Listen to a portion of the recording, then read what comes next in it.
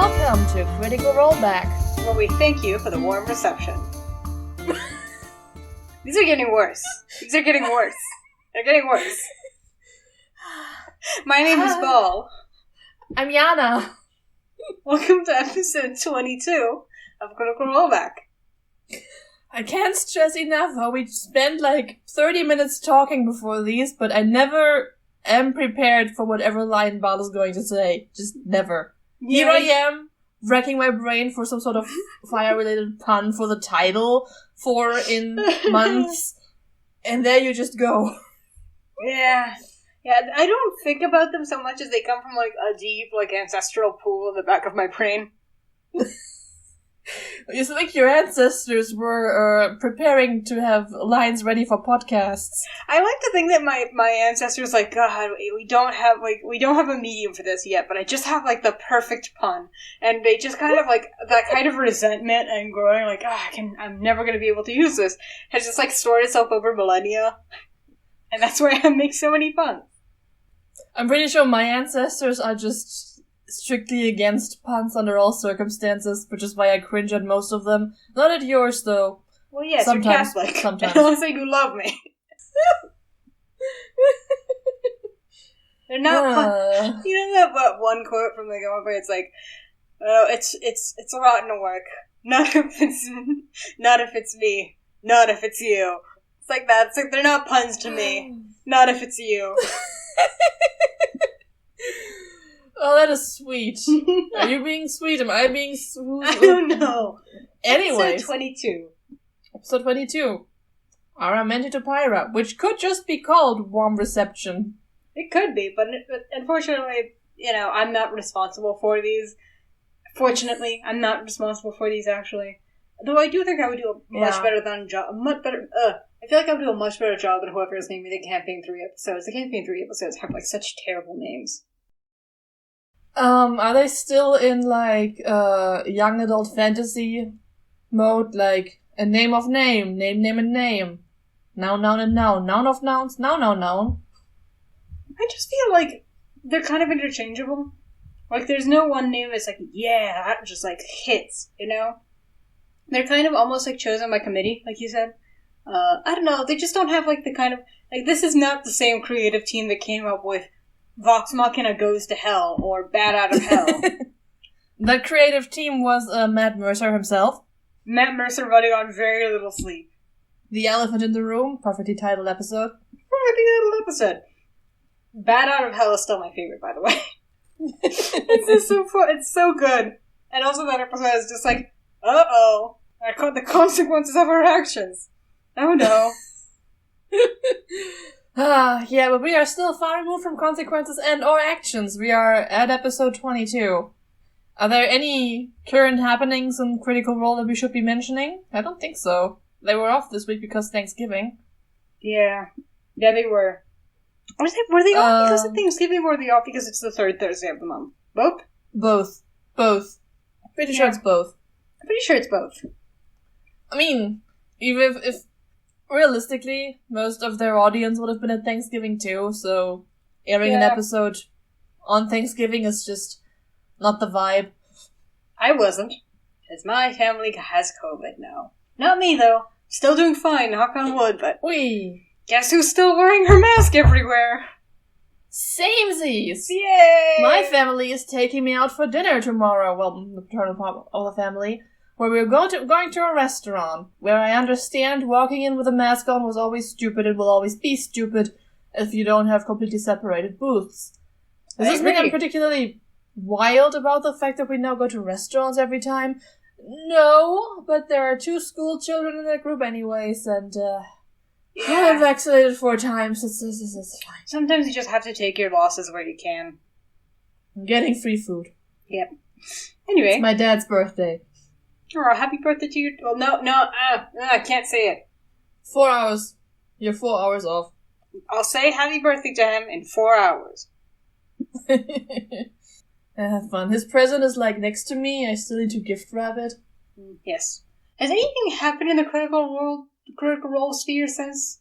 What I asked you just now They're doing the Mighty Nine stuff, which we don't care about, and it doesn't. And apparently, I haven't seen it. Mm-hmm. You have seen half of it. I've seen half of it. The half where Liam O'Brien dodges confirming Shadow Gas as canon. Yep. As elegantly as those boobs go around the bullet in the High School of the Dead anime gif. So elegantly. His friend. He's waiting for his current friend. Uh-huh. Mm-hmm. Has anybody ever told him that the Hays Code is no longer applicable and wouldn't have applied to them in the first place? Yeah. Because it's what it feels like. It does what it is, absolutely. It's very much just like, oh, our censors told us that we can't say anything, so you just have to call him his friend. And it's like, there are no censors! There are Liam O'Brien! There are no censors! There are lesbians here with you right now. Look around you! You've been in the queer sphere the whole time. Cool. Lesbians who are apparently still together even though they're both bottoms.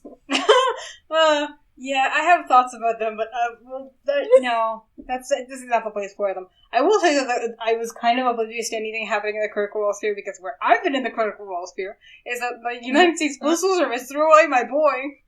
What? Come again? The United States Postal Service threw away my boy.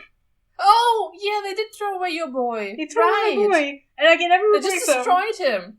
They just destroyed him. I bought the collector's item. I bought the trinket stuffed animals, the thing from the extras from the. She bought the trinket plushie that was offered with a Kickstarter for Tlovem. By the way, Tlovem episodes are available to the public right now. Thank you for advertising over my woe. Sorry. It's okay. It was there. Okay. Continue. I'm so flustered that I have such a hard time explaining it. I just want to, run to the postal service and be like, my boy, you threw away my boy. But, yeah, there was a problem with the shipping. I purchased him day of release, and there was a problem with, I guess, my address, so they sent him back to be delivered to Critical Role. And at some point, the United States Postal Service just sort of got hold of the box on the return trip, and we're like, no. Nah. And they just threw it away. And I did get, Which I don't think they're allowed to do, by the way. This is not their property to discard. This is not for them to throw out. Somebody should be able to sue over this. Maybe. But I did talk to Critical Role, the company itself, and a very nice person called Jervy helped me out. Hi, Jervy. You're probably not listening Hi, to Jervy. This, you're cool. You were very cool. And they were like, yeah, the Postal Service discarded it. Here's $60. And they gave me my money back. But they gave me it back in store credit, and I just wanted my boy. Yeah, and it's no longer available, so if anybody has, a trinket to spare for Bal, get in contact. My boy! They threw away my boy! I feel like this is the episode, the episode of, Jenny Nicholson, where she's like, they took my boy! I do. Yeah, that's how I do. Of course I do. Mm-hmm. Oh.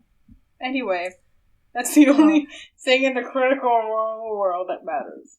That does sound like their customer support has improved ever since I got the banged up deluxe, very, very expensive first art book, and they just told me, oh, it's banged up? Yeah, sorry, you just have to send us picture evidence of having destroyed it completely, and then you'll get a new one. And I was like, no!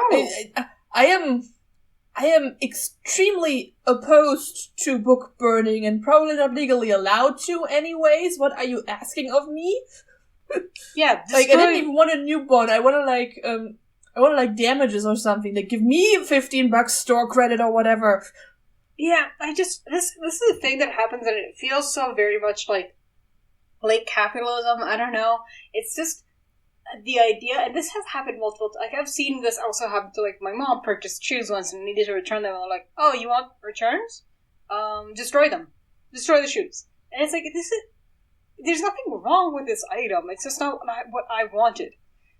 Can't you just take it? There is something wrong with this item, but also, can you guarantee that that the same thing won't be wrong with the next time I get it? Because this is a storage, and because this is and they improved upon this, by the way. The second deluxe art book was packed with buffers and stuff and didn't get banged up. The first one just wasn't packaged properly. This was entirely on them.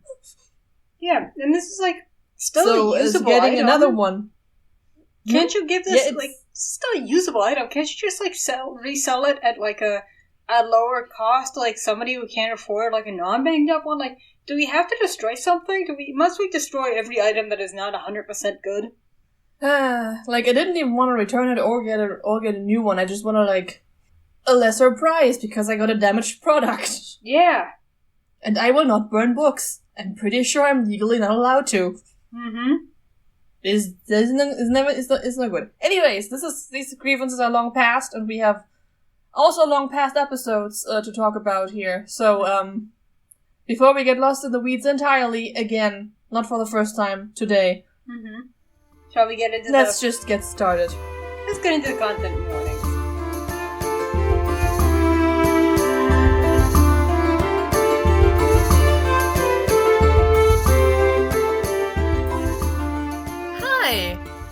Not who you were expecting to hear, huh? Well, long story short, there's been a file fucking and now we have to patch it up. Nothing major, just this. Literally, just this. Okay, so, content warnings. Drinking to cope, a lot. Animal cruelty. Heavy appropriation of Maori culture. Mention of cannibalism, because it is us. Implied zoophilia, and ableism.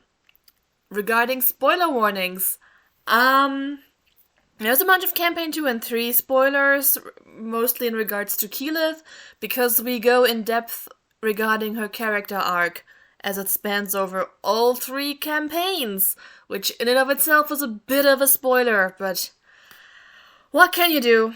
And finally, praise the Lord, Orion Akaba is only here for 5 more episodes.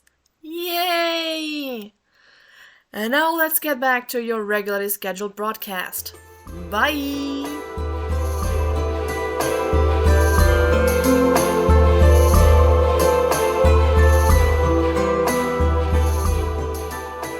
Game Tidbits. Other Game Tidbits. We got, like, stuff. I found Matt especially appealing this episode. Yeah, he is very pretty. I can't really put my finger on it on, like, what about him is different, but he's pretty. He is. They're giving away the Kiria print by Kid Buzz, and they were also trying to get to 7,000 subscribers for Geek and Sundry so they can buy a Pikachu costume. I wonder who wants to wear that. They literally mentioned this in the other Game Tidbits, Jana. They literally mentioned that he'll be wearing, like, that they're selling a body pillow with, Lord, what's his face on it?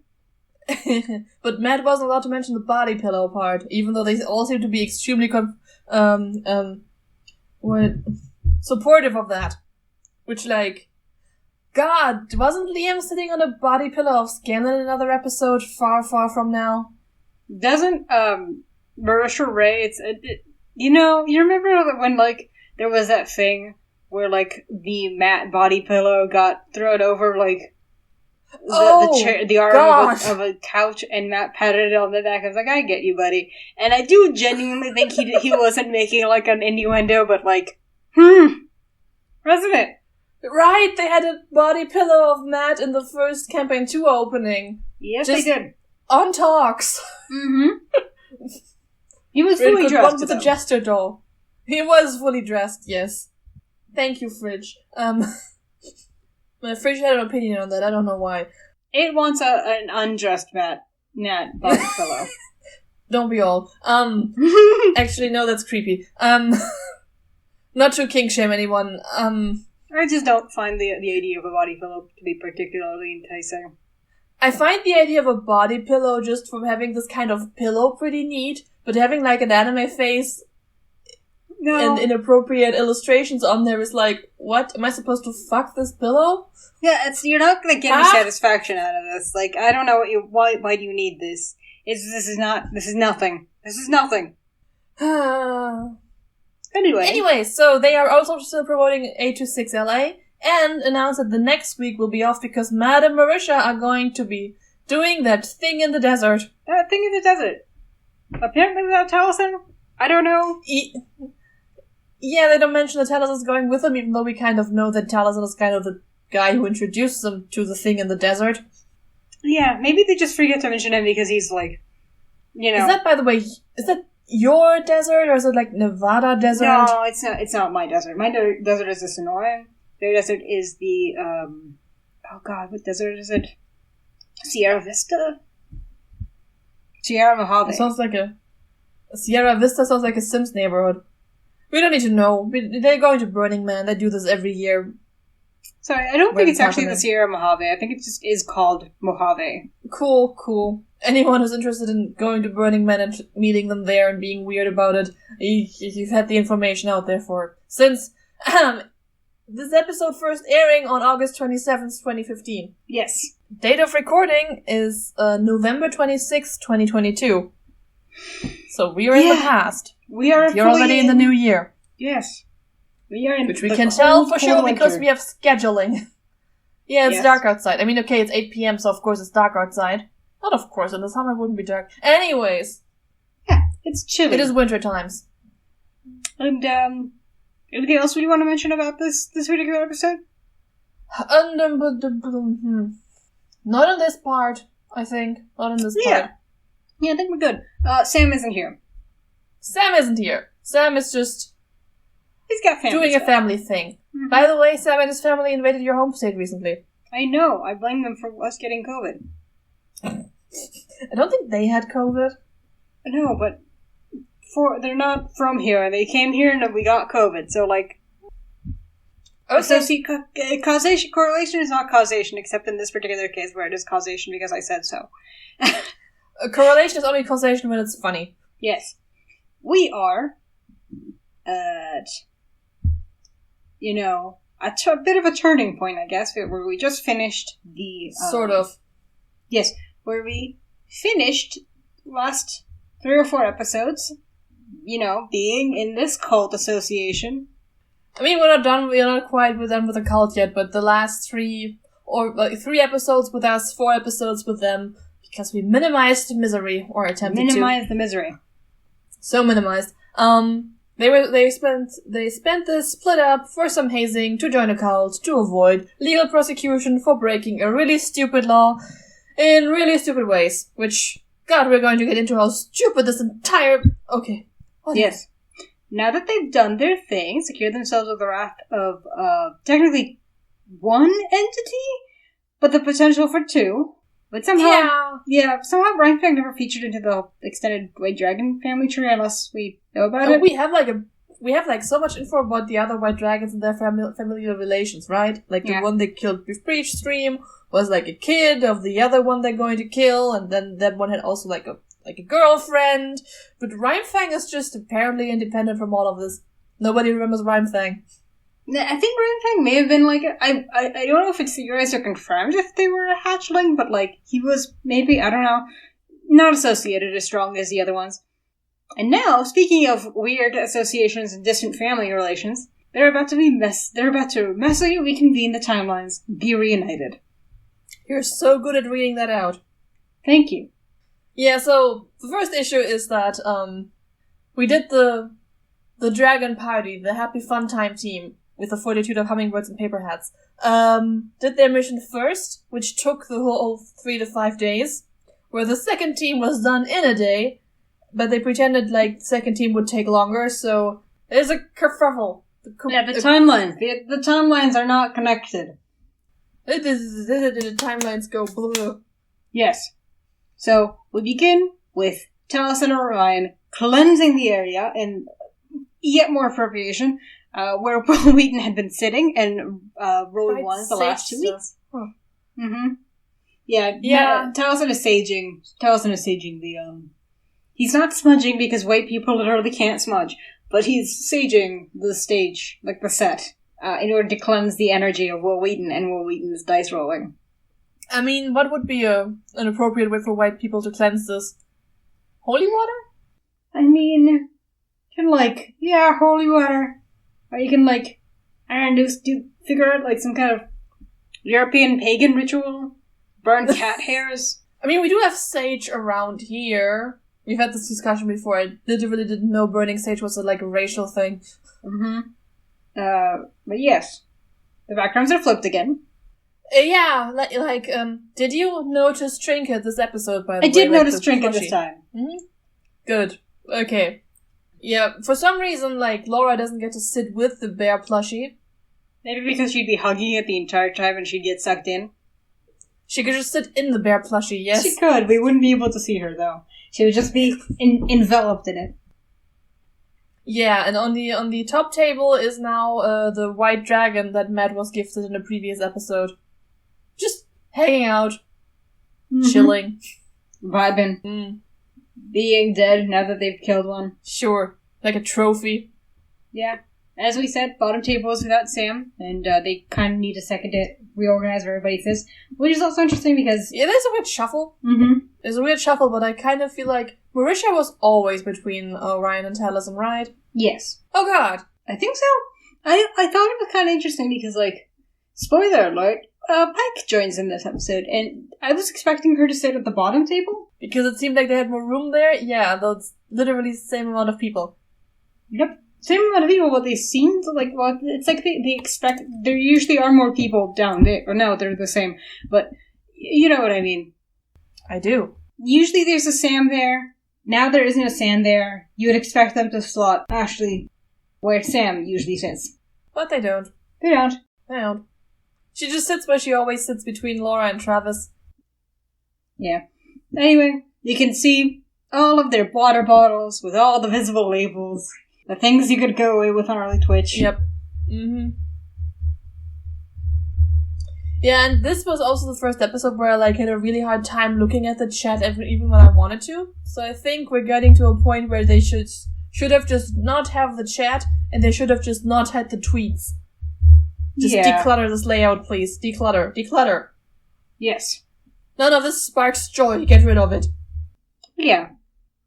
There's also just like a lot of stuff. Travis has an axe. A weapon of some kind. We believe it's an axe.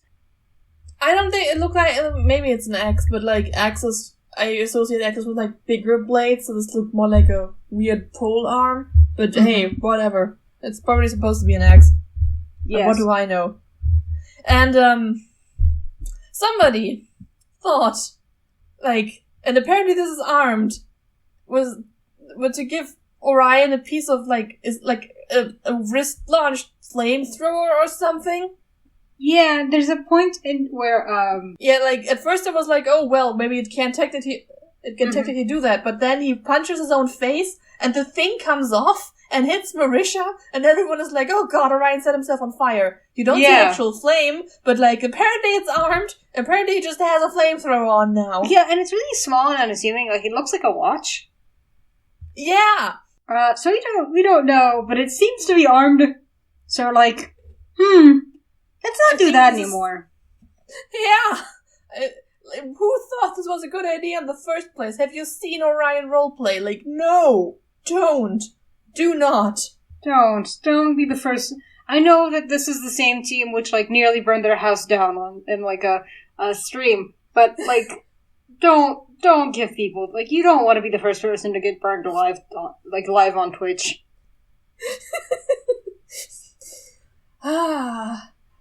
I feel like this is, somebody told me, or I read a Tumblr post that said this is more covered in this Let's Talk About Orion video on YouTube. That was in my recommendations, but I don't watch it, because I don't watch what other people have to say about Campaign 1, as to not influence my thoughts. Yeah, I don't listen to other people's opinions on Critical Campaign 1 ever since I broke up with my ex. He had bad Critical Role opinions. Oh, of course he did. Yeah. It was one of those, the relationships where I was like, maybe he has a point, and then we broke up, and I was like, actually, no, he doesn't. No. He was fucking wrong. Your ex never had a point about literally anything. Nope. Anyway. Taliesin wants all necrotic damage vessels to be sent to his house. That is, I don't know why he'd want that. They're all already at his house. He needs more power. Mm-hmm. Team Misery is alerted to Team Happy Fun Times return by Merton, as we finally step back into character. Mm-hmm. Yeah, it's kind of where we start the episode, and then Matt describes how slamming the door behind them makes the chandelier-like move, which, assuming this is like a stone house with a very heavy chandelier, is like not really speaking to the integrity of the structure, but hey, I understand that these are all Americans who have probably never been in a stone house before. Yeah, but also Grog was the one who probably slammed the door, which makes more sense. I don't feel like... Grog was coming in, the door was slammed from the people moving from the common room to where the new group arrived, so... Oh, that makes less sense. People with a collective strength score of probably 20 tried that. Not quite. Collective strength score of maybe 30. Yeah, and the very first thing that Orion does after putting on an armed wrist-mounted flamethrower is somehow making things more weird. Yeah, he rushes over to hug Vex. And it's... Yeah, which literally everyone is weirded out by immediately. Yeah, in a way that feels like... It's very interesting to watch, like, because this early part of the episode has some, like early Vax, like, whoa, whoa, whoa, whoa, whoa, whoa. But that one has, like, a more, like, anticipated reaction where, like, it feels like everybody is aware. This one comes out of left field where everyone's like, what? Everyone treats Vaxlith as part of the narrative here. Whereas Orion made his mind up to court. I mean, okay, we've seen early Vex courting him, because we do this with a fine-toothed comb, but no one seems to be, like, expecting this, wanting this, no one asked for it, and she lays it on thick during this episode. He calls her Milady. Yeah, it's weird. It's weird. He gets her also weird coffee. Because, like, we also, this is one of the... He lies to her. He gaslights her about his funds. This is one of those instances where it gets even weirder by comparison, because this episode also has some really fun Persalia moments. And very subtle ones, too. Not ones that are even necessarily categorized as Persalia moments, but are just, like, fun Percy and Vex interactions. Yeah, I thought that was one of my favorite interactions early game on in this episode, but I think it's actually in the next one. Which one is that?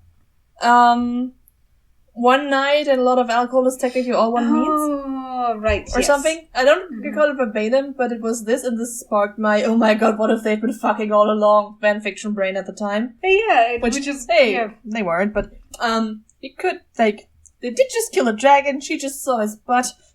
Yeah. There was ever... I do love, like, the sort of, like, mom and dad are angry about the carpet vibe. But I'm skipping ahead. Yeah, no, we kind of knocked all the, not really inappropriate, but unwarranted. We have much more... Mary, the main character, has decided she deserves a main party love interest now, Orion flirting, out of the way. But we also have much less weird, much more normal hugs. Kill launches herself at Percy, they have a hug. It's nice, I like them. Grog also wants a hug.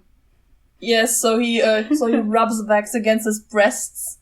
Grog wants affection this episode. Grog is very much like a needy cat this episode. Just like, like, hey, wait a minute. Yeah. I want attention. Scanlan stands in a corner hugging himself, which is accidental foreshadowing for how this party fails at adventure aftercare. The twinsies hug. They finally get to hug. Yeah, Keelan and Vex make, like, hugging motions across the table and grabby movements with their hands, which which Travis then turns into, like, milking motions, and so it's kind of implied they just grab each other's boobs. For comfort, you see. For comfort. Yeah, this is somehow not the part of this episode where I'm, like, Vex bisexual moments, but it can be added if you would like. We'll see. Anyway, I'll talk about my Vex bisexual moments when it comes. They try to go into the whole gossiping part of the episode that will be later. When Percy mentions that Keelan seems to be glowing 3 days after the fact, but hey, but Vanessa has... She's not pregnant! Who knows? Who knows how this stupid goddess works?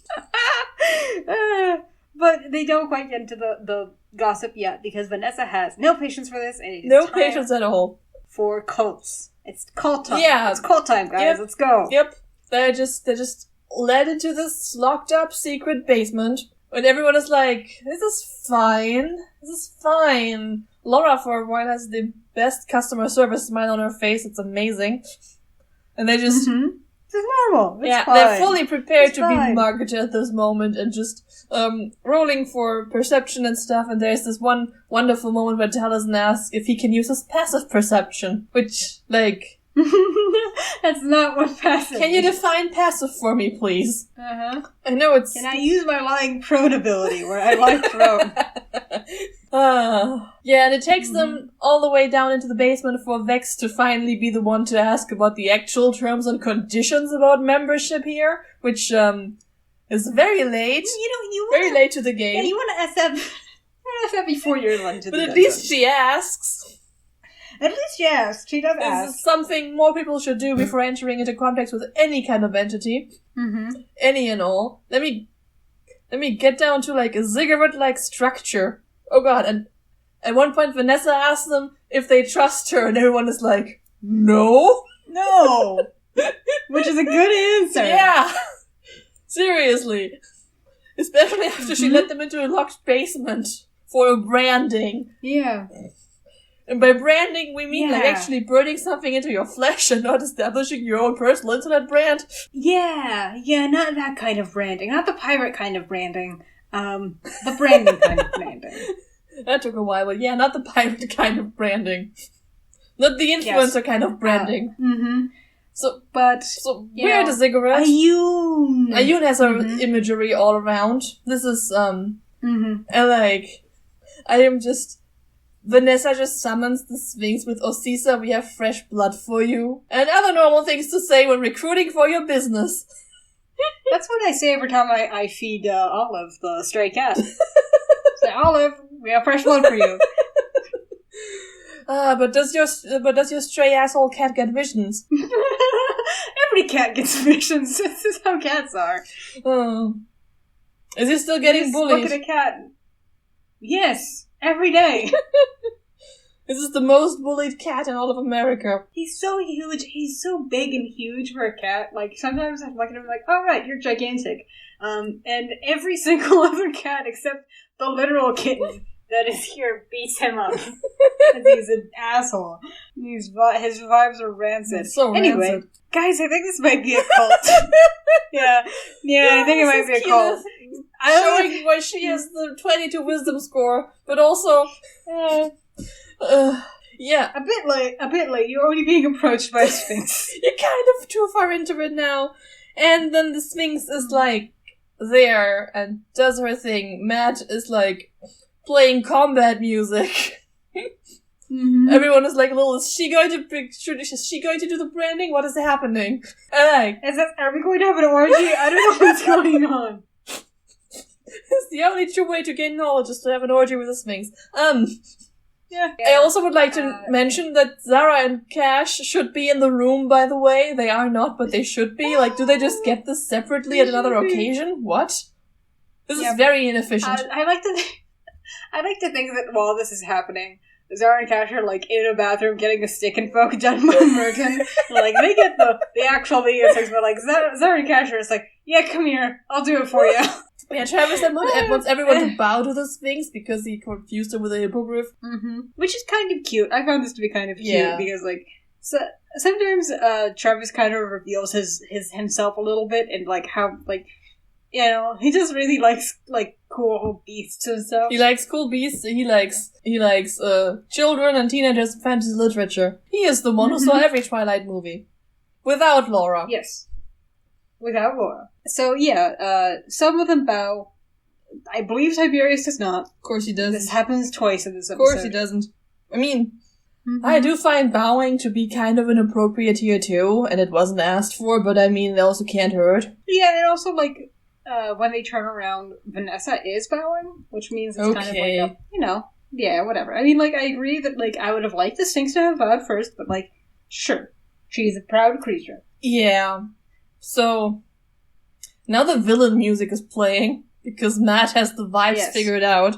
And then all their shoulders start burning. And the best part about this is how the entire cast starts rolling up their sleeves and showing us their shoulders. Yeah. Well, I think the best part actually is, I agree to disagree, because the best part is Talisin's subtle acting as Percy. He's just sitting in a corner having a panic attack? Yes, he is not comfortable with this. And, like, he's not making a huge shit about it. He's not making a big deal. He might have bad memories of having stuff burned into him, huh? Yeah, and later he just kind of, like, resentfully goes, like, I would have liked, like a heads up. Like, some warning would have been nice. It's just, he doesn't like it. He doesn't like it. Yeah. Mm-hmm. Anyway, so we get we kind of get the quick version of, so this secret sphinx in the secret basement gets visions from the secret goddess about what creatures are secretly allowed to be quarried for the Slayer's stake and no one else, and then everyone on the outside must abide by these secret rules, which sure is the Ioun modus operandi, isn't it? Yeah, secret rules that everyone is expected to abide by, despite them by nature of being secret, nobody knows them. Not to be a bitch about Ioun almost 90 episodes early, but Jesus fucking Christ. We don't believe in hiding information away, except when I do it. Yep. And I do it quite a lot. What does that mean? It's the German pronunciation of a Latin saying that says just because Jupiter is allowed to do it doesn't mean the oxen is allowed to do it. Ah. Yeah. Though, honestly, I think Jupiter and the oxen do a lot of things in common. Jupiter does a lot of things with the oxen, probably. Anyways. Yep. And as an oxen. Yeah, but then, the Sphinx kind of butters them up as, you are now members of this esteemed organization, you are Ioun's chosen, and, Yeah. You're not, I'm still thinking this is a pyramid scheme. So, literally on a pyramid now! That didn't much to persuade me. There's an actual pyramid involved there. Write a cigarette. This is a pyramid, this is a scheme. We are in a pyramid scheme. Yeah, but what I find notable is that after this, suddenly, Tiberius is all humble and is like, I take this with great honor, and my dude, my guy. Yeah. You've been singing a very different tune previously. Loudly and annoyingly. A very loud tune. But a loud tune. But something tells me he changed his tune because she's buttering him up. Somebody called him chosen. And that's all it takes. Mm-hmm. Yep. Mm-hmm. But yeah, it's cool just, and normal. The Osisa just basically goes you're chosen now. Whoa. And she goes back to... I had this thought, because she basically leaves very quickly after basically explaining that she can, see all over the place. Do you think they interrupted her from a Skype call with her mate? Maybe. I was actually wondering, do you think that they're like lions or cats where they're basically just sleeping 17 out of 24 hours? God, I hope so. What else are you supposed to do in that basement? Yeah, that's what I was thinking too. She just turns around and leaves, and I was wondering if there's a little cat bed back there, and she just curls up and goes back to sleep. She mostly does this. If fucking Ioun locks her into a basement and gives her weird visions for the entirety of her life, the least she can do is to give her a cat bed, supply her with give her amenities. Enrichment. Mm-hmm. Or a big cat scratcher. A really, scratching post. Some catnip. One of those cat trees, but in Sphinx size. Yeah, that would be kind of hard to fit down there, but yeah, one of those things. She's a god, she'll figure it out. They just kind of wake her up to do, the branding, and then she's like, hi. Yeah, the branding. Whoa, Ioun, we're chosen, we're a sacred holy mission, secret. Exactly. Yes. Yes. And they're then told that this creature here is called a gynosphinx. Mm-hmm. Which they need said about 3 times before they're oh, gynosphinx. I don't think Orion got it until probably to this day. Because he's paying very selective attention, which you can't honestly blame him for that much most of the time. But he did call the entire thing highly erotic, leading to uncomfortable chuckling from everyone else, and then it's I'm still trying to figure out his sexuality in regards to the Sphinx that has been very consistently described as female the entire time, and not sexual in any ways. And also with most of a lion's body, which I know is not a deterrent for many people, but many people, but Anyway, do I have to put implied zoophilia into the thing now? Implied transphobia? You have to think around several corners to get to the transphobia, I feel. Yeah, but they're not very steam corners, are they? It's what we associate with getting pronouns wrong nowadays, that this wasn't, like, on the forefront of everyone's mind in 2015. Fair enough. It was also, I also honestly believe this wasn't intentional misgendering or anything, it's just someone not knowing what the word gyno means. Okay. I will put the implied zoophilia in there. I guess so. Anyway, Vanessa seems to be really into this whole thing and really, like, in all the particulars of the deal. Like, it seems like Asisa just gets, like, rung in to, like, do the big ritual part, but, like, Vanessa knows the details and stuff. No, Vanessa doesn't see... What I meant to say is that Vanessa, when they ask Vanessa if part of the deal is now that the Sphinx can see through their eyes, Vanessa doesn't seem to know the magical realities and implications of these deals herself. She seems very unsure. That's how you read it? Yeah? She couldn't answer the question. She didn't know how this works. I read it as her being coy. Oh, really? Yeah, I read it as her being like, I don't know, maybe. Wink, wink. You think she and Merton get performance reviews? Probably. I don't know, I guess, like, it is interpretable. I interpret it as her, like, knowing but not saying, or, like, I don't think, like, Asisa can actually see through their eyes, but I think that, like, I don't think so she thinks either. that's very funny. Yeah, okay. I thought it was just like, that's so fun. Wink, wink. But I guess, like, it is up for interpretation. It could be just that she doesn't know the details of the whole magical thing, which makes as much sense as anything. Sure. I will say that in following conversation where we basically established that Scanlan is now happy to be basically the Sphinx's new Skinamax channel, is the most in-character Matt has ever played him. Yes, this is the one time where he plays him as Scanlan, not as Bard. Yeah, and then basically in further conversation with Vanessa, they figure out that they are not only paid for the contract they infringed upon, they are also legally off the hook, secretly chosen by a secret goddess in a secret ceremony by a secret sphinx in a secret basement, and in the Vestlime Army Reserves. Which they really rushed through by her saying, like, it's only happened twice. Which is like, what? You mean for the take? But it has happened. Okay. But it happened, huh? What happens if, like, Vasselheim goes to war against Amon? Like, you know? That'd be weird. Don't worry about it. Say a prayer for peace tonight. It's very much a community reference, not the... Oh! Other community reference. By the way, they show the Slayer's Take sign, which is very cool, don't get me wrong. It does have the vibes of a simplified Greendale College flag. A little bit. Oh. I'm gonna have to look that up. I don't actually know what that looks like. Oh, yeah, right. It's basically also like a cross with a few more lines, that, and their motto is in pluribus anus.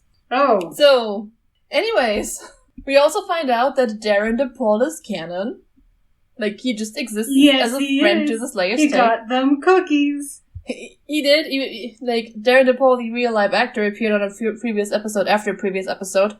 But now he brought them cookies, but he is also in canon mentioned as a person who has sent Slayer's Take cookies. And I mean, this is a very appropriate place to introduce him, isn't it? Yes, it is. Oh, sorry. Oh, that's the flag, huh? Am I wrong? Nope, you are not wrong. Yeah. It's reunion time. Reunion time! It's the timestamp you just clicked on. I do this now, it makes my life easier. Yeah, so they are now free to actually catch up with each other, and there's an immediate resentment because one group had to fight a dragon out in the wilderness and almost die without a healer, and the other group got to go to a luxury club and kill a human-sized cat person. Yeah, and also, you know, you didn't spend any money, right? Keyleth made 20 gold on her thing, so hey. She technically didn't spend money. But they're very much like, listen, we didn't just fight like a guy with a cat mask, okay? We fought a demon, a fiend. It's not a demon. You know, it's not a demon. He had a god of the hell as his employer. Nobody knows the difference yet. I know. This is just being pedantic. But the insistence that no, they did have a hard time. Yes, they did have a hard time. You don't understand. They were here with a bunch of assholes, and they were all very surly. They did have a hard time, but that was entirely self-made. Yes. Yes, so... Which is also fun on the other side, because in response, the other party has to, like, pretend like they had a terrible time, despite the fact that they clearly had, like, a fun... like, they clearly had, like, a lot of fun together. Like, oh yeah, well we were, with the loud librarian in a tent. The loudest librarian on God's green earth. Uh-huh. Mm-hmm. Which god, Percy? Which god, please? Which god? Yes. Which god, Percy? Not Emon, Halor's green earth. Appropriate. Appropriate. But yeah, the fact that basically the Happy Fun Times party is coming in from this awful fight, like half dead, but also all wearing friendship bracelets, is not fun, not lost on me. Yeah. I mean, the fight was pretty bad. They did pretty much almost die. They had no healer. Yeah. And they do comment on, like, Percy's, like, cloak being all tattered, and Scanlan being near death, and everything. But, like, it is still very funny to me. It's like that one time, that one Tumblr post that's like, I emerged from a 7 minutes in heaven, like, covered in kiss marks and having, like, 1,000-yard stare, and the other one's like, I come out of a room, like, covered in blood and gunshot wounds, and I have with, like, a love-struck grin. That is very much the vibe, yes. And then Keyleth makes the grave mistake of saying, oh, and Vex and I pretended to be married, and you can just hear the record scratch. And then just Vex with the iciest voice, oh, you did? And then Travis just goes, oh, shit. Uh-oh. It's uh-oh. Just immediate. And then, Vex apparently is offended that they don't think he could be married and seeks backup from Percival. Mm-hmm. Girls like me, Percival will back me up. And Percy's just, you strike me as married, yes. Which is such a complicated vibe whatever he's saying, because it's like, is that a compliment or not? No. I don't know. No. This was a vicious insult. Mm-hmm. I guarantee it. Mm-hmm. So, I don't know why it would be an insult, but it is an insult. Yeah, they also mentioned Tormir, how he was a noble fellow having a bad day, which is a gracious reading of that. Yeah. But, he wasn't actively trying to fuck everything up, which is more than you can say for some members of that party. Mm-hmm. Yeah, and then Vex is the one to mention the kiss first. It's sort of like what I imagine to be like trying to divert, like trying to be like, be mad at this thing instead. Keyleth got kissed. Can we focus on that? And it wasn't even me yet. Mm-hmm. Which guess what? It's not great for them either, because now Vex is even more pissed. No, Vex is less pissed at Keyleth and more pissed that she didn't get a new love interest, which she totally did. But hey, she did. It just doesn't lead anywhere because my fridge agrees. Arrow prices, yes. It doesn't lead anywhere because inflation and the rising cost of arrow prices. But yes. By the time the arrow price has risen, I think it wasn't going anywhere anyways. Yep, it had already stalled. Anyway, I do, Misha might actually be blushing in real life. Yeah, she does this. She gets so flustered. It's hard to tell whether it's Marisha or Keyleth doing this, but this is one of my favorite moments where she just gets so flustered and doesn't even have a binder to hide behind. Yes, and Taliesin is the one to bring it up, which makes it even, I don't even know if she's blushing before, and then Taliesin remarks it, or Taliesin knows that, saying, "Oh, are you blushing?" is gonna make her blush. Yeah, he has and there's such a sibling energy between Percy and Keyleth here going on. It's great. Yeah. Also, as somebody who does genuinely blush in real life, saying, "Are you blushing right now?" is such a stupid anime thing because it does actually make you blush harder, and it's the worst. Oh, I don't think I blush much.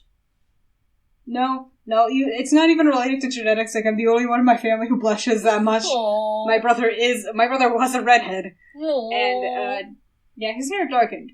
He also blushes, but not as much as me. Anyway, yes, it does actually make you blush harder, and it's very anime and stupid. The thing is, as soon as this entire thing is mentioned, like, Vex's demeanor towards Keyleth immediately changes. Mm-hmm. And she's suddenly very interested. Mm-hmm. I wonder how much of this is like, oh great, you're not dating my brother, let's divert attention, you're dating this guy, right? And, I don't know, I have interest in this because, like, she does kind of, like, code switch a lot from, like, angry to, like, but I do want to gossip about this. Yeah, they do, and then, I mean, she literally says, well, now that I know you're interested in some cleric, I don't care. Mm-hmm. Which is But we also have to make sure that she's interested. Yeah. Oh, that's all explained, huh? Thank you. Thank you, yeah, Pyrah. this is also maybe summarizing an entire year of conflict ahead of us. Mm-hmm. Like, God, this is going to be fun when we get there, huh? Yeah, of course he was attracted to her. Who wouldn't be? You're gorgeous, Keyleth. This is another thing that I love about Vex, is that, like, she's a master of, like, the backhanded compliment. Yeah. It's like, I'm mad at you right now. I am going to tell you you're gorgeous and that everybody would be in love with you. Obviously. I'm not stupid. The code switching she does is so mean girl sometimes. It's so mean girl. Like, I do not blame Keyleth at all for having, like, a world's most confusing crush on Vex. Because, like, she does this, and, like, this, as a tiny queer, this would be so confusing. Yeah, I know exactly what you mean. This is very confusing. This is very confusing to Keyleth in the moment, too. Yeah, you're mean to me. You're nice to me. You're gossiping with me. You're telling me I'm pretty. What's happening? You tell me I'm pretty, but I'm not supposed to look at your brother. What? And now you're cornering me naked in this hot tub, trying to get me to talk about your brother. What? I want an adult. I am an adult. Step away from the mic, Jana.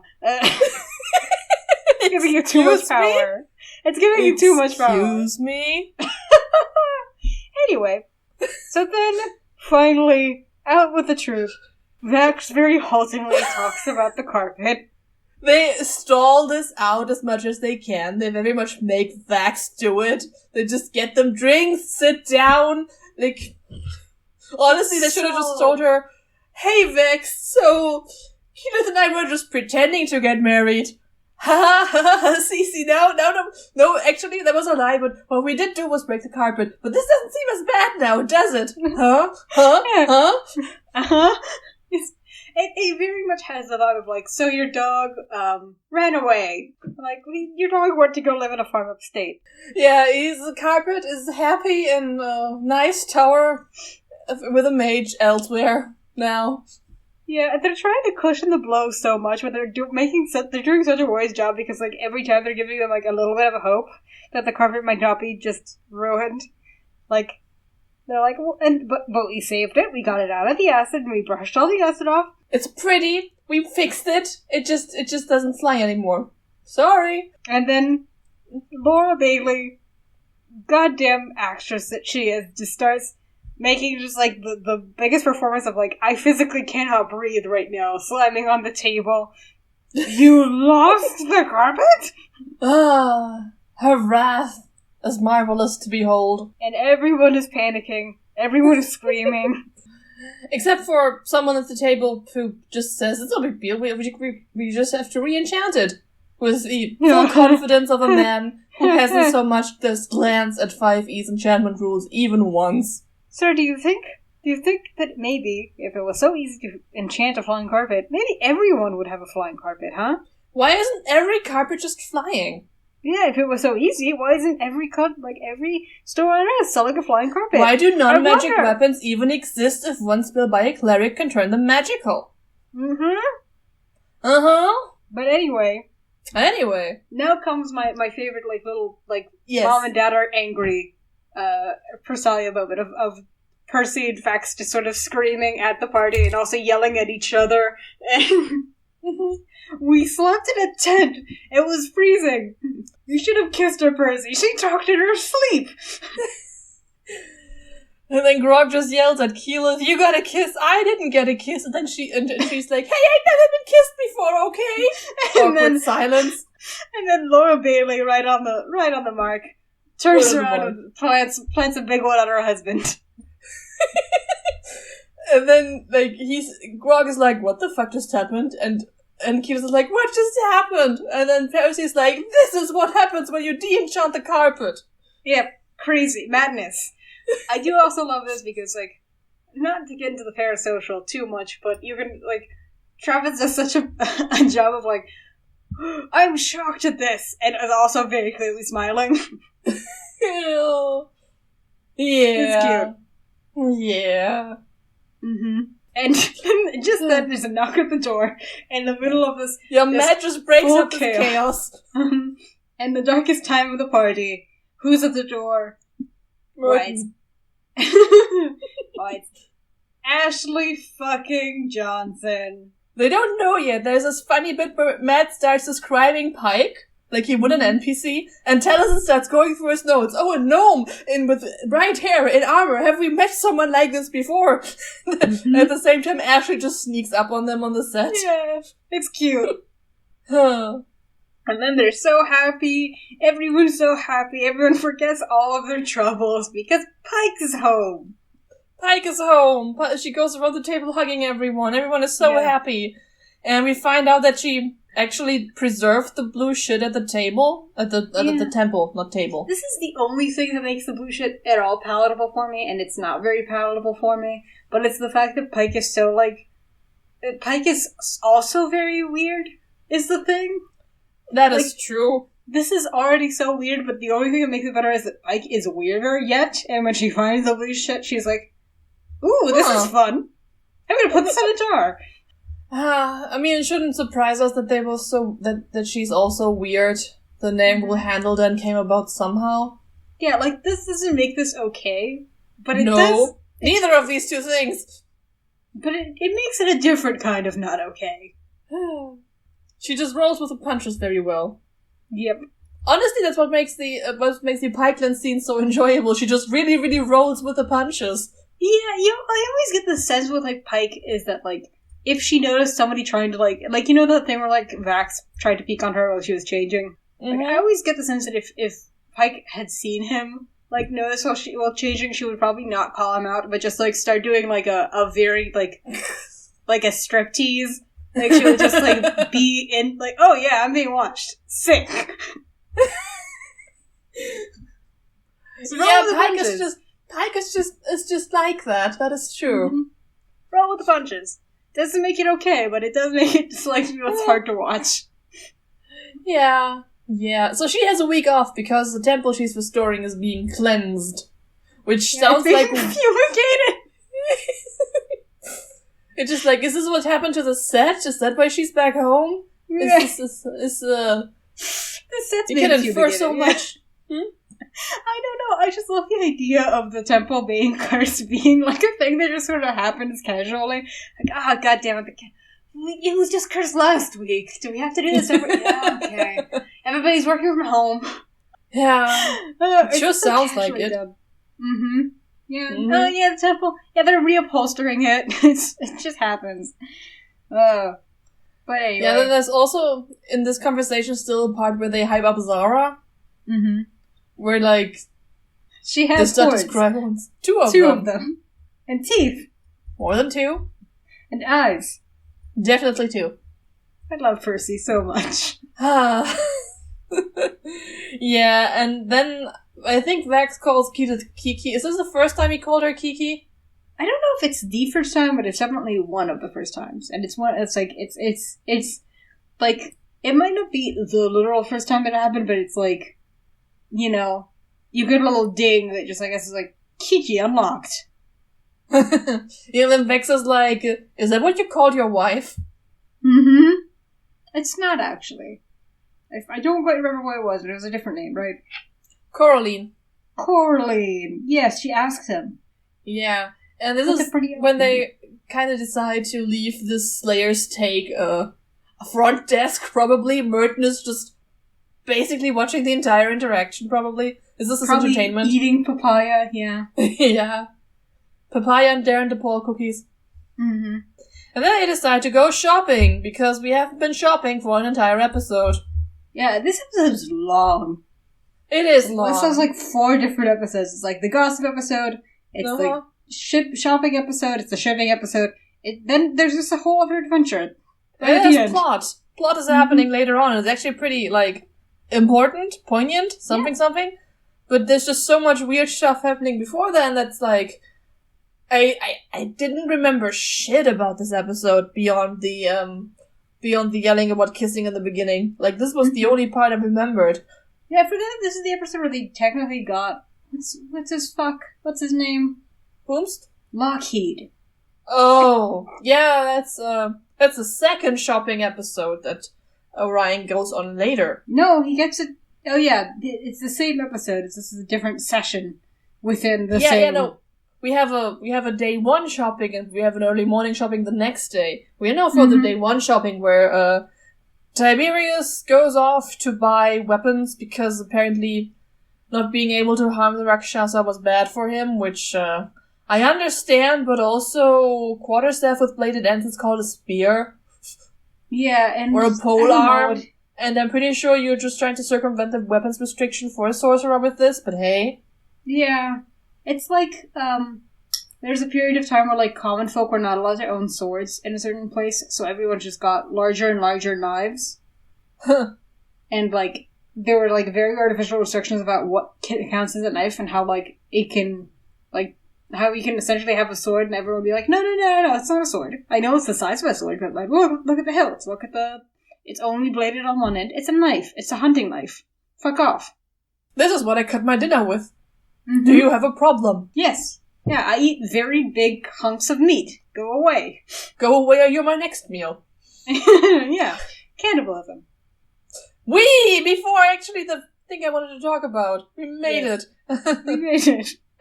Yeah, so there's like 3 things happening simultaneously, but nobody's too clear on what's happening when, with whom's and housed. Mm-hmm. So there's Tiberius going for weird weapon shopping and looking for a pet. He doesn't find him now. Where Vex is with him and is like paying for stuff for him because he saved all of their lives, which cool, fine. The girls stay behind and talk more about the implications of being kissed by someone who is married to a vengeful goddess. Yes, very important implications there, huh? Yeah, it's like, can somebody like ask Cash if he's allowed to date outside of marriage? Is this like an open adultery? Is this an open arrangement? Yeah. Is this like with our tagging where you're just always kind of fucking both? Yeah. That would be complicated because that is, I don't know if I want to fuck Vish. Yeah, it doesn't sound like a pleasant experience. You have more fun with our tagging. I mean, like, maybe if you're like really into knife play, but like, I don't think so. Yeah, no kink shaming, but I don't think so. Not to yuck anyone's yum, but yeah, certainly wasn't his yum, was it? Oh, she just doesn't seem particularly, she doesn't seem particularly bothered about whether someone can even consent, much less if they're consenting. I mean, he was 15 too, so Yeah. Oh, the Edgens backstory. Anyway, so they talk this out. Tibbs and Vex are buying weird weapons, and Grog is off buying a potion and getting taken advantage of. Yeah, he's getting taken for turns over there. While Percy is just cowering in the corner in horror. Yeah, this is... do hope Percy gets better intervening when somebody's taken advantage of with his actual children, but this is just... Yeah, I think he learned from this experience where he just, like, goes home and his wife is very angry with him. His not yet wife is very angry with him for letting this happen. And he was just watching in horror. Like, he was just on the bench over there. And I do want to clarify again that Percy at this point is, 22? 23? Yeah, maybe. Yeah, just watching. Mm-hmm. Just watching in horror as Grog pays more for this weird potion than was asked. Mm-hmm. And, the potion seller very much did take advantage of Grog for his diminished intellect. Just putting that out there. That is what happened. I'm not saying he deserves, ableism now. Mm-hmm. Should I put ableism into the morning? Yes. I don't know. I will say that, there's a couple of things where it's just like, oh, Grog, don't do that. A few of them are, don't say how many dragon's teeth you have. Just say that you have some. And, let him name the amount. Don't say, oh, I have 14. Do you want 14? Like, that is unfortunate. Just like, oh, Grog just doesn't know better. A few of them are just like Grog actively naming higher prices, and you're like, yes, Travis Willingham. Doing this on purpose. You're doing this on purpose. He is very much just to give Laura a hard time. And also, but years down the line, there will be a show called Signal Boost. Mm-hmm. Where Laura gives you a tutorial on how to haggle at a flea market. Yes, and they're actually like very good, but like not the kind of advice that you think. No, it's very good advice. She's not even like bad about it. And we later hear in like a Vox Machina episode from Brian W. Foster, that when Laura goes to haggle in real life, she is very effective at it, but she also just makes people feel better about themselves for giving her a lower price. Yeah, that's the maybe trick. Call them moms. Yeah, this is like why Laura Bailey would actually be like a fucking phenomenal con artist if she wanted to. Because like her whole thing is like she makes you feel better for, actively getting less money. Laura could run an MLM and a cult. She could. She absolutely could. She is too powerful. She doesn't. She's choosing not to. She's choosing not to. She's choosing to be a good person instead. Yeah, and getting dice. Getting a lot of dice. Getting all of the dice you could ever want. But yeah, it is very much a sort of like, you want to be tricked by me. Yes, you do. Yeah, you want to be tricked by me, don't you? You like this. The sad thing is I probably do, yes. Yeah, I do, kind of. Okay, yeah, here's my wallet. How many boxes of makeup do you want to buy? Alright, fine. Yeah, I am feeling better about this, thank you. Yeah, so after figuring out that everybody just wasted money, and they're low on funds and stuff, Vex is in crisis. Yeah, she's in crisis. She's having a very bad day right now. She gets really, really feisty when drunk. It's amazing, actually. She's feisty and she's bitter, and I think this is the only time we see Vex drunk. Yeah, drunk Vex, I have based I've written a whole fanfic about this, based on this whole scene. But there are stages to drunk Vex, and they're so fun. Because, like, slightly drunk Vex, extremely feisty. More drunk Vex, kind of sleepy. Very sluggish. Even drunker Vex then starts winking at the barkeep and over-tipping. Yeah, very flirty, very happy, just kind of relaxed and having a nice time. I remember the fanfiction, I read it. It's a fun one, it's a good one. Percy dragging her home, it was, yeah. Yeah, eventually you just get very sleepy and happy, and everything's nice. And also, oh look, Pike's here, isn't that nice? Hi, Pike! There's a bit where, like, Laura plays, like, I don't know if Laura herself keeps remembering that Ashley's here and being happy about it, but, like, every couple of minutes she'll just, like, turn around and go, like, oh, hi, Pike! And Ashley is very happy. Pike! Hi, Pike! And Ashley, of course, just goes, like, oh, hi, Vex! It's very nice. It's very nice. Drunk Vex is so fun. Yeah. Yeah, she's also the one to remember that Keyleth has a quest in the area, and she's also the one who remembers Keyleth telling them that the quest in the area isn't actually with close family, just with like a sister tribe, and she's the one who makes them go there, so thank you, Vex. Mm-hmm. And as she's explaining this in full detail about like the difference in culture and the whole AraMente and everything, Vex falls asleep mid-conversation. It's fine. Vex shakes her awake. Yeah, and the thing is, I've talked before about the Calamity one-shot and stuff and what it established about the lore and my theory on where the Fire Shari are located, which geographically is quite sound considering where the city collapsed, where the Titan was, whatever. But if you assume that the Great Sundering Keyleth mentions here is not the Calamity, actually the entire backstory still is fine. Nothing retconned, nothing gained. Yep. It's just, there are multiple sunderings. There are several sunderings. Things can be sundered multiple times. I mean, these were the people who were like, dudes, guys, if you keep this going, you're going to fuck it up for all of us. Maybe stop. Hello, please be nice to trees. Don't do that much magic. Hello, please. So, Hello, are you listening to us? Nobody did, and whoops, we got an entire kerfuffle out of it. A whole kerfuffle. A whole kerfuffle. And maybe this happened afterwards. When people were like, maybe we should listen to these dudes. They seem to know what they're talking about. Maybe. Though I suppose international communication had broken down. Anyways, so nothing to add here. Yes. So as soon as Kira starts describing that this is about protecting rifts and elemental planes from coming over, Tiberius feels the immediate need to make this about himself and ask if this leads to the Feywild. Yeah.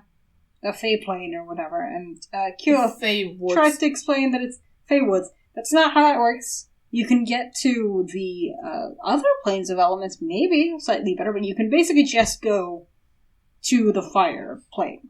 Like, that is not how, it's not like a multi-dimensional rift. It's just kind of a doorway. Yeah.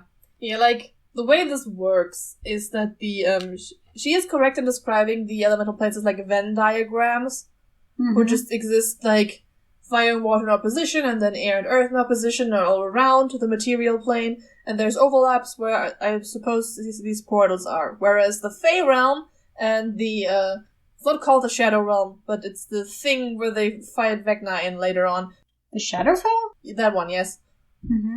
These things are parallel to the material plane, so there's always like an equivalent location in the Feywild to the material plane, to the Shadowfell. They're all encompassing. Which is part of why, like, this is a Campaign 3 spoiler, but, like, there's a whole, like, resurrection of a character, in which they go to essentially, like, a nega.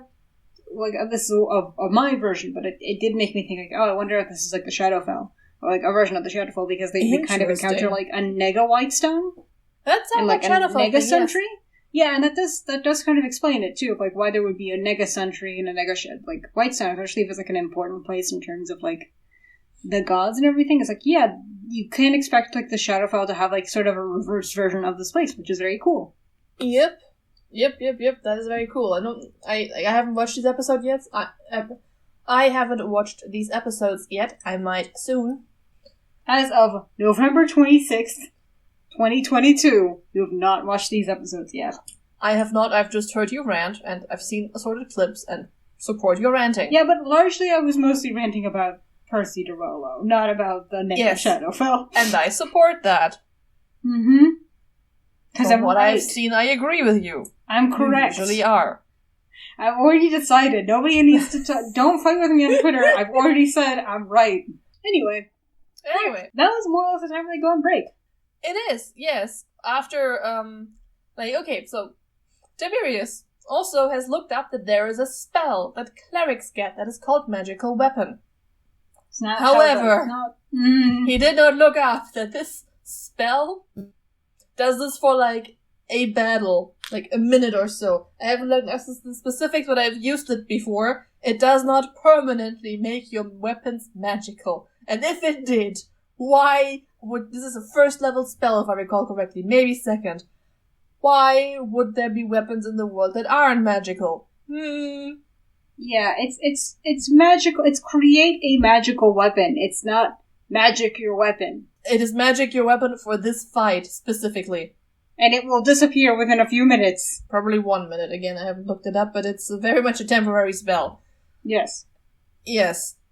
Well, he then gets told that you need to kind of do this for, like, they take, Matt says weeks on end, and everybody's like, oh, so it takes a week. And like, no, but okay. He said weeks. It's like subtitles dozens. said weeks. Weeks, it's not, it's like saying, like, it's like 4 to 6 business days, and it's like 46 business days. No, 4 to 6 business days. 4 minus 6, so negative 2, so this should have been here 2 days ago? No, 4 to 6 business days. 4, 2, or 6 business days. That's cool. So any number of business days as long as it's even? No, 4 to 6 business days. So 426 business days. It's very much hearing what they want to hear, or hearing what he wants to hear in this case. Third base! Oh, okay. So now they go on break. They do, yes. After Liam also has like a short speech, and this is partially Vax being a simp, and partially Liam trying to do what Will Wheaton did last episodes, and is like, okay, listen, this episode is 4 kilos now. It's for Keyleth. Which I appreciate. Keyleth is the main character. Yes. I do appreciate in this specific case because I feel like this is a situation where Marisha wouldn't have claimed this episode for herself. No, she tries to get out of it several times. Yes. This is actually kind of an important skill set to have, like, in role-playing games, especially, like, very character-focused ones, is, like, very few people will claim an arc for themselves, or an episode or a session for themselves as, like, a self-centered ones, because it feels weird. But you can always look at your player and be like, this is your episode. This is for you now. No, don't argue. Don't fight.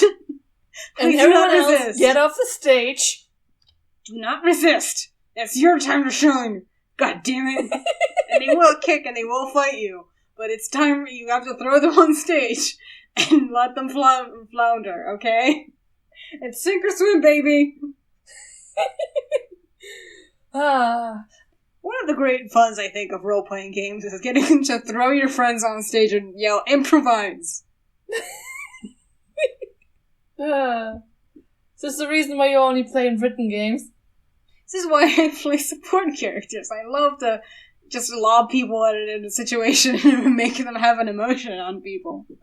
It's very fun. Have an emotion! Have an emotion! Right now! Be emotional now. Have an emotion or I'm not healing you. Anyways, now we go on break. And they spend the entire time with poor Trinket alone on set. Yes, we get a spy camp off the set again after we get, like, an ad for Group Hug, an ad for the 7,000 subscribers thing they're doing, an ad for a show they gave Orion for some reason, and Felicia Day... Baby Erika Ishii. Yes. And Felicia Day still can't wait to be in you. Put your money where your mouth is, Felicia Day. Indeed. So then we get the spy cam where we just see poor Ben and Trinket and can also see it behind Matt's DM screen. And at some point Travis comes in and starts playing with his new toy. Yay, toy. Yeah. He's getting enrichment. He is. Is this more Travis will have ADHD moments? Funny that you mentioned it. I've been playing with a paperclip this entire time. I say, being currently in mourning for a toy that I bought. You mean the Trinket plushie? Yes. Okay, it was about me. Oh, you have a toy? What's toy? We open up on the next morning. Keyleth gets Vex a hangover cure. Vex takes Trinket out for a walk. Grog grows a beard with color now, and then Tiberius gets her coffee. I don't know where he thinks he's getting his coffee from, by the way. The bazaar. He goes out to the bazaar where they have medieval to-go cups. I guess. It feels very much like he's going to Fantasy Starbucks. Yeah, that's what he's doing. He goes to Fantasy Starbucks, this thing that exists, where they give him coffee to go. I accept that this world has, like, New World stuff. Although coffee is apparently... We had this conversation before, right? Coffee is technically Africa, not South America. Yes. I think it's both. I do know it wasn't widespread before New World. And, It wasn't out, but it was, like... It has been people have been drinking it for a very long time. It's just not only the Renaissance, basically. The Renaissance was when people started drinking coffee and tea instead of muddy water and beer, and suddenly they could think better. Who knows? Who knew? Who could have seen this coming? And also milk that they hadn't evolved to digest yet. They were drinking small beer. Small beer is basically just spicy water. It's like a LaCroix. Everyone was drinking White Claw. It's fine. Nobody was that hungry. Yeah, so anyways, on his coffee run for himself and Vex and nobody else, Tiberius now comes across a trustworthy appearing animal seller. Do you think this is the same animal seller who sold Jester her ferret? That is very possible. I don't think so, but it would be fun. Maybe they're a franchise. Who knows? Don't make Matthew remember these days. Yeah. But yeah, he's looking for some dragonlings, I think. Dragon Knight. He says Dragon Knight. Which I think is not actually the correct terms. I think he means, pseudo-dragons? Pretty sure he gets a pseudo-dragon, yes.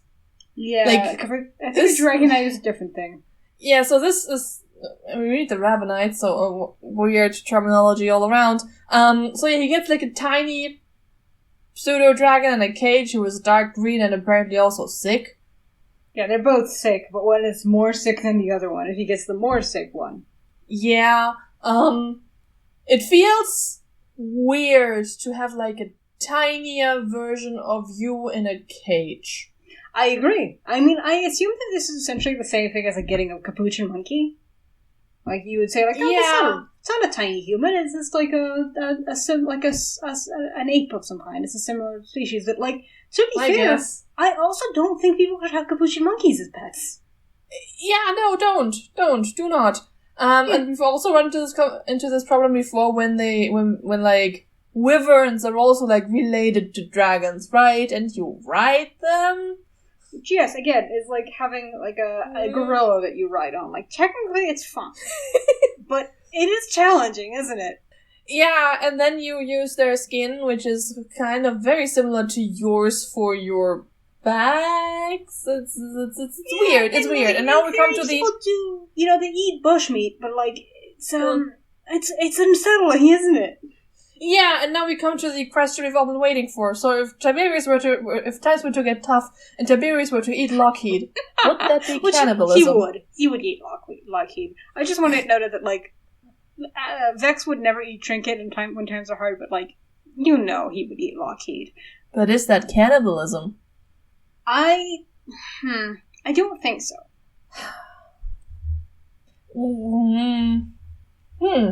I mean, it is allegedly a pseudo-dragon, so it's pseudo-cannibalism, I guess. It's also just, like, some part of me is, like, some very biased part of me thinks, like, okay, if this was a pseudo-dragon, but it was, like, bipedal, and it, like, walked upright and it did not have wings, that would be cannibalism, even though it would be nonetheless intelligent. It's just, like, some part of my brain. So if he ate a lizard, that would be cannibalism. If the lizard is walking on two legs, yes. I don't know, it's the same kind of biased part of me that, like, genuinely would say, like, it's not cannibalism to eat a capuchin monkey, but I think it's it still might not cool. It's not cool, but, like, some part of me does think, like, but it would be cannibalism to eat a chimpanzee, right? Maybe. Like, sure, they're both distant, they're not human, but, like, one has a tail and, like, walks on four legs and is distant enough from me that I can, like, somehow... Yeah, like, okay. uncomfortably split my brain, but when I look at a chimpanzee, I'm like, but that's a person! It's a man! He's a featherless biped, behold. They're walking on two legs, they have human eyes, I don't know, I can't do this! Anyways, so everyone's being really, really supportive of Lockheed, and he has, like, a flu. Uh-huh. The, animal saleswoman is like, just don't let it die, feed it, give it water. Give it water. Don't. You know what her vibes remind me of? Molly Weasley. What? I don't know. Go ahead though. The some of the very shady ads for animals to adoption you keep sending me. Oh, that's right. Yeah, the very shady ones. What did we have yesterday? This is what was it like? This is a corgi. No, it's not. I can see it. It's not. This is the Labrador Retriever. Have you seen one of those before? Do you know what a Labrador Retriever is? You know the one that I sent you that was husky? It was a husky mix and the two breeds. This is a husky mix. It's a husky mix.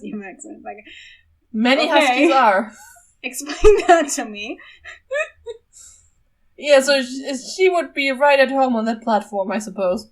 Yeah, she would be right at home on that platform. You're right about that. She also has the same vibes as the woman from Les Miserables who sells, like, the wife of the master of the house. Oh! Madame Thénardier. Yes. That might just be the accent. It might be the accent and the shadiness. True. She does appear to be, like, the kind of pet store salesman who's, like, in the daytime she's a pet store salesman. At the night, she's a sausage salesman. Oh, oof. Bringing it all the way back around. To the animal cruelty, yeah. And the cannibalism, potentially. Yeah. Master of the House is a great song, though. It is. It's actually genuinely one of the songs that I enjoy most in Les Miserables. Yep. Master of the House, Keeper of the Zoo. Zoo or two. I could sing this song once upon a time, but I can't anymore. I watched a little bit of Heathers yesterday. Technically today. I mean, I watched it before, but I watched assorted songs from Heathers. Is that what you asked if, like, Dead Girl Walking would fit into... Yeah, that makes sense. Yes. Anyway. It is also the least cringe song about fucking, probably. Yes. It's a very fun song about fucking. We have a lot of episodes left. Oh god, we do. Yeah, okay. Keep it moving. Okay, so, they meet... They've tried to get Lockheed to be healthier again, and Tiberius/Orion go on full-out gaslighting Vex about, I have to pay this for my personal funds. I wouldn't take from the party funds, and shut the fuck up. That is exactly what you did without asking before. We don't trust you. Don't gaslight your newly established, love interest. Especially when she's hungover. Yeah, while she's hungover and you're bribing her with coffee. This is so many dick moves in one. Anyways, you, my dear, are currently an anonymous blobfish. What blobfish? Remind me to tell you a story about blobfishes after we're done here. I will. And we'll send you the blobfish just to remember. Vax has a whole thing about how Trinket isn't eating enough vegetables because his poop is running. I don't particularly care about this. Other than the fact that Vex has a very funny line where she says, Trinket, more fucking vegetables. Yeah, she tries feeding him vegetables later because his uncle said something. Okay, yeah, they meet Tyriok. It's kind of cute. They get him to tell them where to go. Yeah, I love Tyriok. Yeah. Tyriok is the kind of character who I would fuck if this was my campaign. He's just a dork. I love him. Okay, cool. Good to know. Yep. I don't know, I love how quickly Matt gets into character as Tyriok. He's just like a character they just pulled out of his sleeve. Anyway. They go and trade the horses. God, yes, they are now they get horses. And, I'm just gonna say, they also buy horses, and I completely understand if the horse salesman wouldn't give them a discount, because Grog did wear out a horse. He did. This is not the kind of repeat business you want here. If Vex hadn't rolled a 20, this wouldn't have happened. Shouldn't have happened. Yes. Even if, he says that they're running out of, war horses, and, war horses are hard to get. If somebody is, running your war horses to the ground and bringing, riding them hard, putting them away wet, you would, not sell them you would not rent another horse to them. Nope.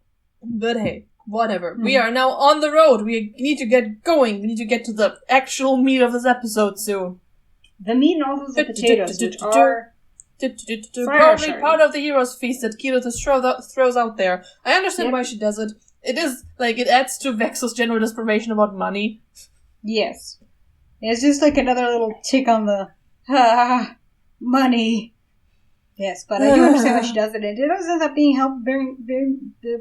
being quite helpful. Yeah, and I understand why they are doing her quest, and they are potentially running into danger the next day. I mean, they do, twice over. Yeah. So, I think this is a very valid use of it. It's just unfortunate that it happens in this particular juncture after, oh god, the money. Mm-hmm. And also somebody bought a fucking pseudo-dragon. But he did that with his own money that he would never take from the party funds. I'll believe it when I see it. Yeah, so they approached, after oversleeping for the night, because the meal was too heavy for all of them, they end up approaching the mountain territory where they need to go, where, let's just skip over the whole giant stuff. There's, two-headed giants throwing rocks at them, and two of them are kind of taken up by their own rocks because of maneuvering, and they run away. It's adds nothing. It's whatever. all very Moving The on. Hobbit. It just kind of happens in a page and then it's over. Yeah, pretty much. There's a funny conversation where Vex basically asks Keela that all of her ancestors are white. Yeah.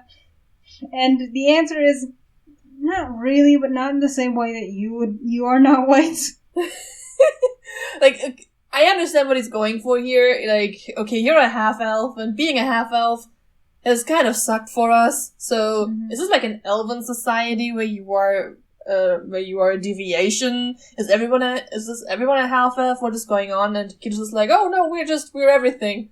Everyone. We're just all races. Largely half-elves, but all kinds.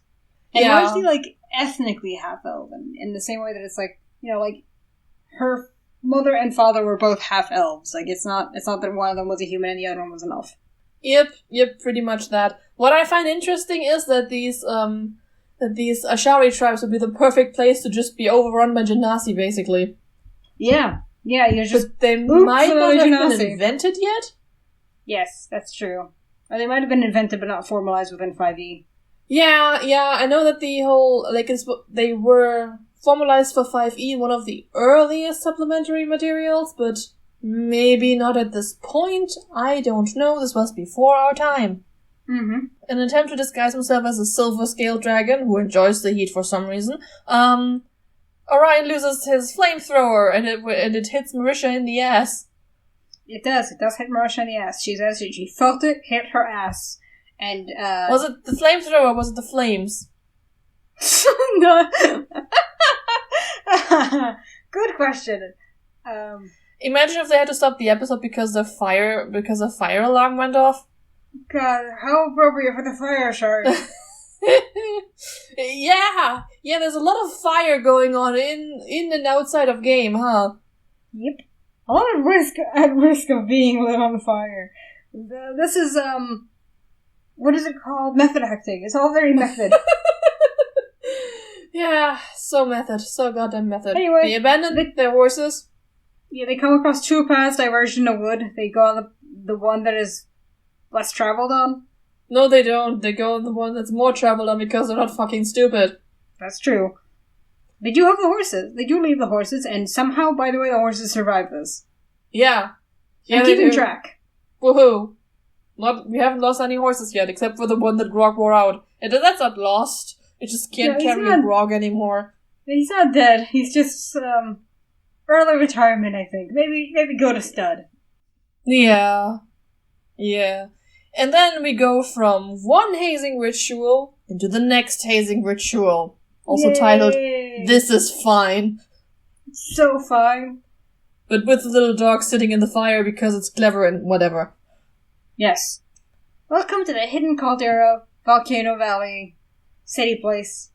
It seems like a lovely place to live, and not at all a place where you die at 20 because, like, you've inhaled so many fumes.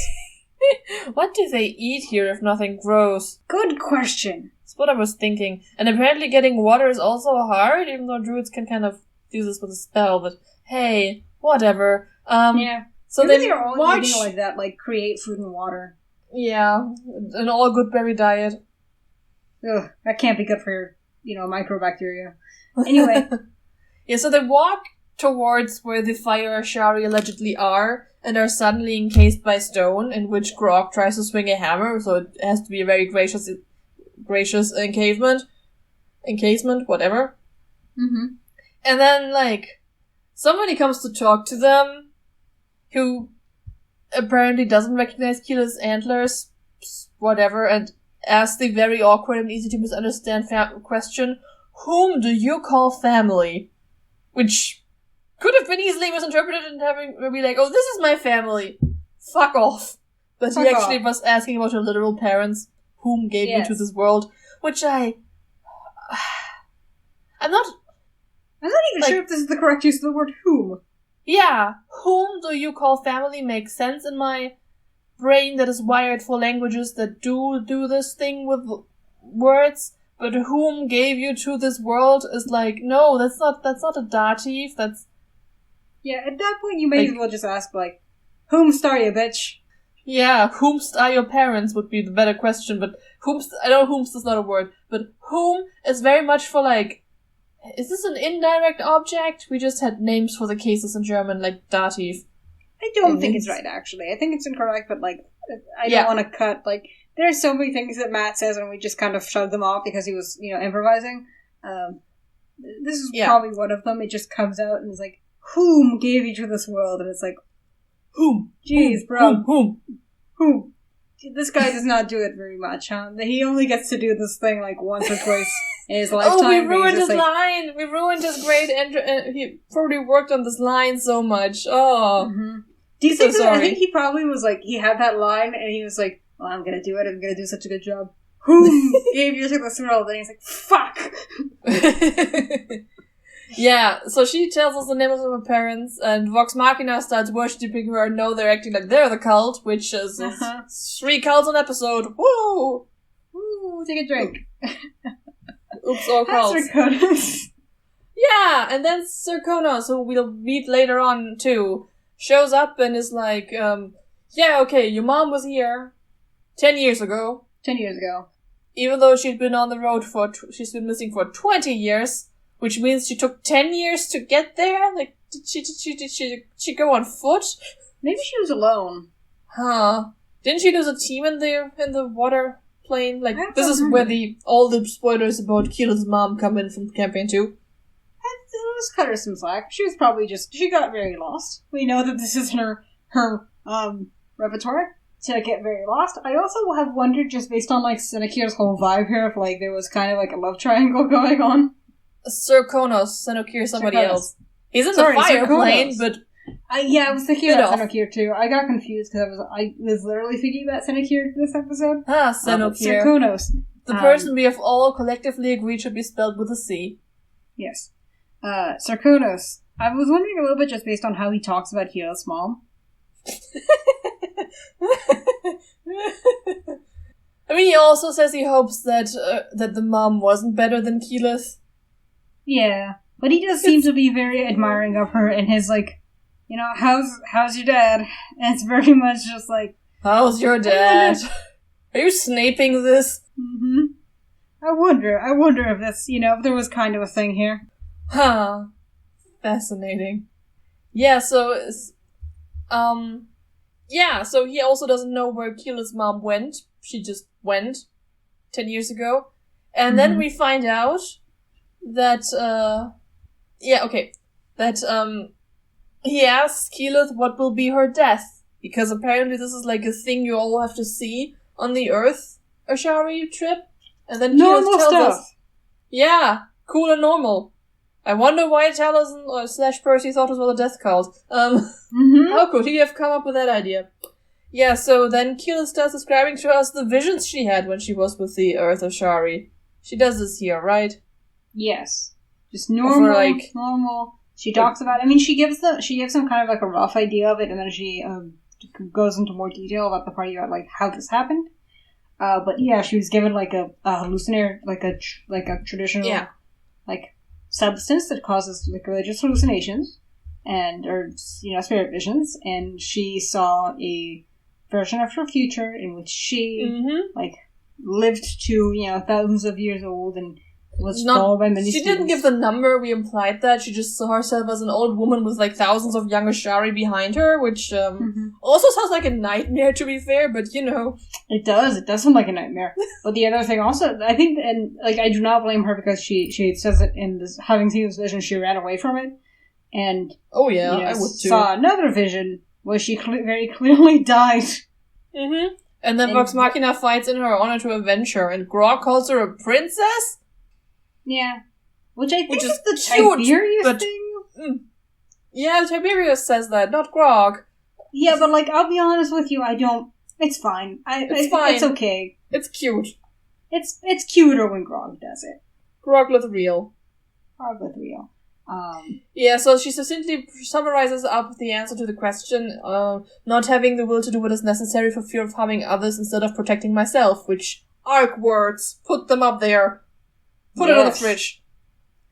She also gets in her vision, like, her old version of herself, all of the students disappear, and then the old version says, like, your future is as important as it is fragile, and then she disappears.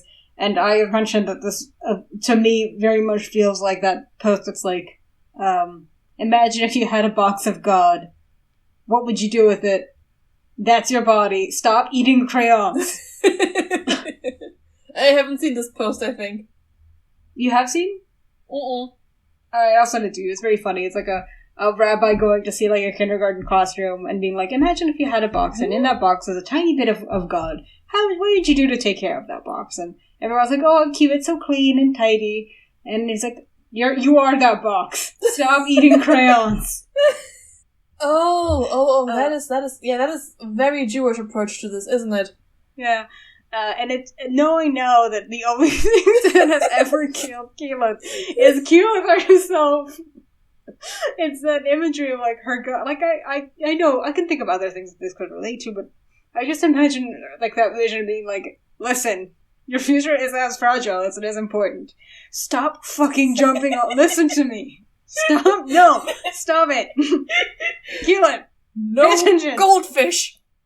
There is never a good reason to turn into a goldfish. Hey, look at me. Make eye contact. No jump. Listen. No goldfish. No cliff diving. No goldfish. And then she's like, oh, yeah. I hear you. And then, yeah, just goes on with her life. Yeah, so, what's also, I agree with this interpretation of the thing, with also just like, don't be self-sacrificial. Don't do that. You're going to want to take a spell in Barbarian. You're going to want to take a class in Barbarian. Don't do that. Martyrdom is unsustainable. Yes.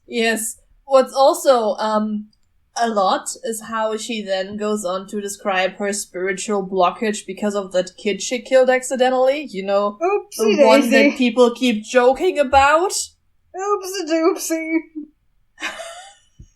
If it makes you feel better, that's not the only kid we'll kill. Darling? Uh-huh. You are an anonymous wolf. Oh, that's so nice. Anyways, yeah, so they will keep making jokes about Keelan's killing a child accidentally, even after hearing this, which, guys, Oopsie doopsie. Maybe don't. Yeah, the cognitive dissonance, it is a lot. Yeah, so then she is like set to meditate on like a piece of lava or something and ask for permission, which is It's very was it Henry Crabgrass? Ask for consent. Does the fire plane consent to your insertion? Yes. Here's a pit. Do you want to go in the pit? You have to ask. She has to ask 3 times before it allows her, which is, I know it's because she keeps failing the checks, but it's very fairy tale like, because like in fairy tales you're always supposed to ask 3 times. Yeah, and I think in some cultures you're supposed to decline 3 times before accepting a gift. Yeah. Like Midwesterners. And in the Wu Zetian story on the Xian Jiajiao, retelling of it, not the book, the channel. Also, you have to turn down being Emperor of China 3 times before accepting. Oh, that's cool. So yeah, this is one of those things where like the dice tell an interesting story. And then she swan dives into the lava pit. The very thing she should stop doing, but you know. Hey, listen to me. Hey. Don't throw your god box away. Yeah, stop lobbing your god box at things unless you're not listening to me. Think of the god box. Yeah, and then Vax is the first one to follow her. Vax with an A, and he has to overcome some trauma because he got a lava injury, which is cute. His toesies. He did. It is cute. It's actually a very nice Vax scene. I like this. Yeah, it's nice. Everyone goes in. Grog says we're with you to the end, and Groglith is real. Groglith real. Also, Keelan there was a really cute moment boyfriends. where 3 technically. There was a cute moment where where Sir Connors was like pleased, despite his hard ass act, when everyone was like, "No, we're doing this trial with Keyleth." Yeah, he's a softie. We know this about him. Yeah, he's a softie raising mysterious orphan girls. Yeah, there's no man in the Ashari is actually a hard ass. That's not a thing that happens. Question: If Vex had done her primeval awareness here, would she have picked up Raishan? Huh. That's a good question. She should have, right? Yeah, that is. Do you think about that? Breaks through whatever magic Raishan uses to turn herself human? I do think so. It should. That would have been fun. Mm-hmm. Oh, by the way, there's a dragon here. You knew that, right? Right, cool. Hey, and everyone's like, there's a dragon here. Oh, do you mean Tiberius? No. Oh, maybe you mean Lockheed, right? No. I think it's a bit bigger than that. But anyway, they all go. They go into the into the fire butthole. Yeah, into the fire butthole, and where the instructions are: follow footsteps and then fight. And the footsteps are lava puddles. Everything is way too hot and fiery. Everyone needs to keep rolling constitution checks. Also stealth. And then, Vex, I don't fully understand why she does this, but yeah. Mm-hmm. Vex, by casting, Pass Without a Trace on them, saves the entire campaign. Yes, she does. She sure does. She also uses Primeval Awareness, and does she pick up on the dragon? She does. She picks up on... She picks up on 3 things, and he doesn't say it's a dragon. He says they're, elemental forces. He says, you pick up on, 2 that are nearby, and I think by this he means the elementals, or, the druids that are in elemental shape. Mm-hmm. And then she feels, one big one, up. Yeah, and then, just some inconspicuous, gigantic red dragon flies over them. Just having sort of a, he's having a little mental health walk. Apparently. Yeah. Just having a little mental health flight. Just taking a pace, But because my stupid little walk from a stupid mental and physical health. Mm-hmm. So anyway, because they are aware of this, they manage to all hide and not be seen by the dragon. Rolls remarkably well on stealth the entire episode. It's amazing. Mm-hmm. It does make me wonder if she remembers to roll them, with disadvantage. She does. But, she does. Good. In this case, she does. The first one is, a high roll. The second one is a 20. Oh.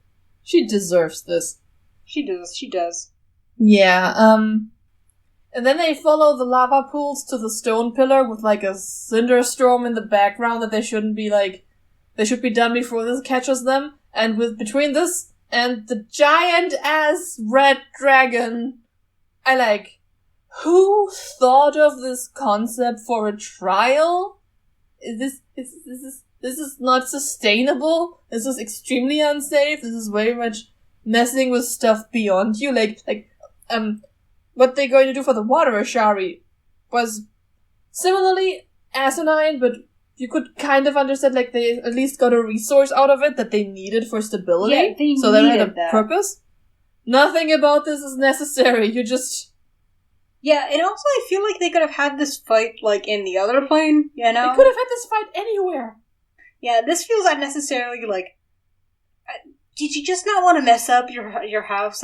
You're just listen, we used to do these fights in the actual, the normal plane, what's it called? The, Material plane. Material plane? We used to have this in the material plane, but we kept fucking up the forest.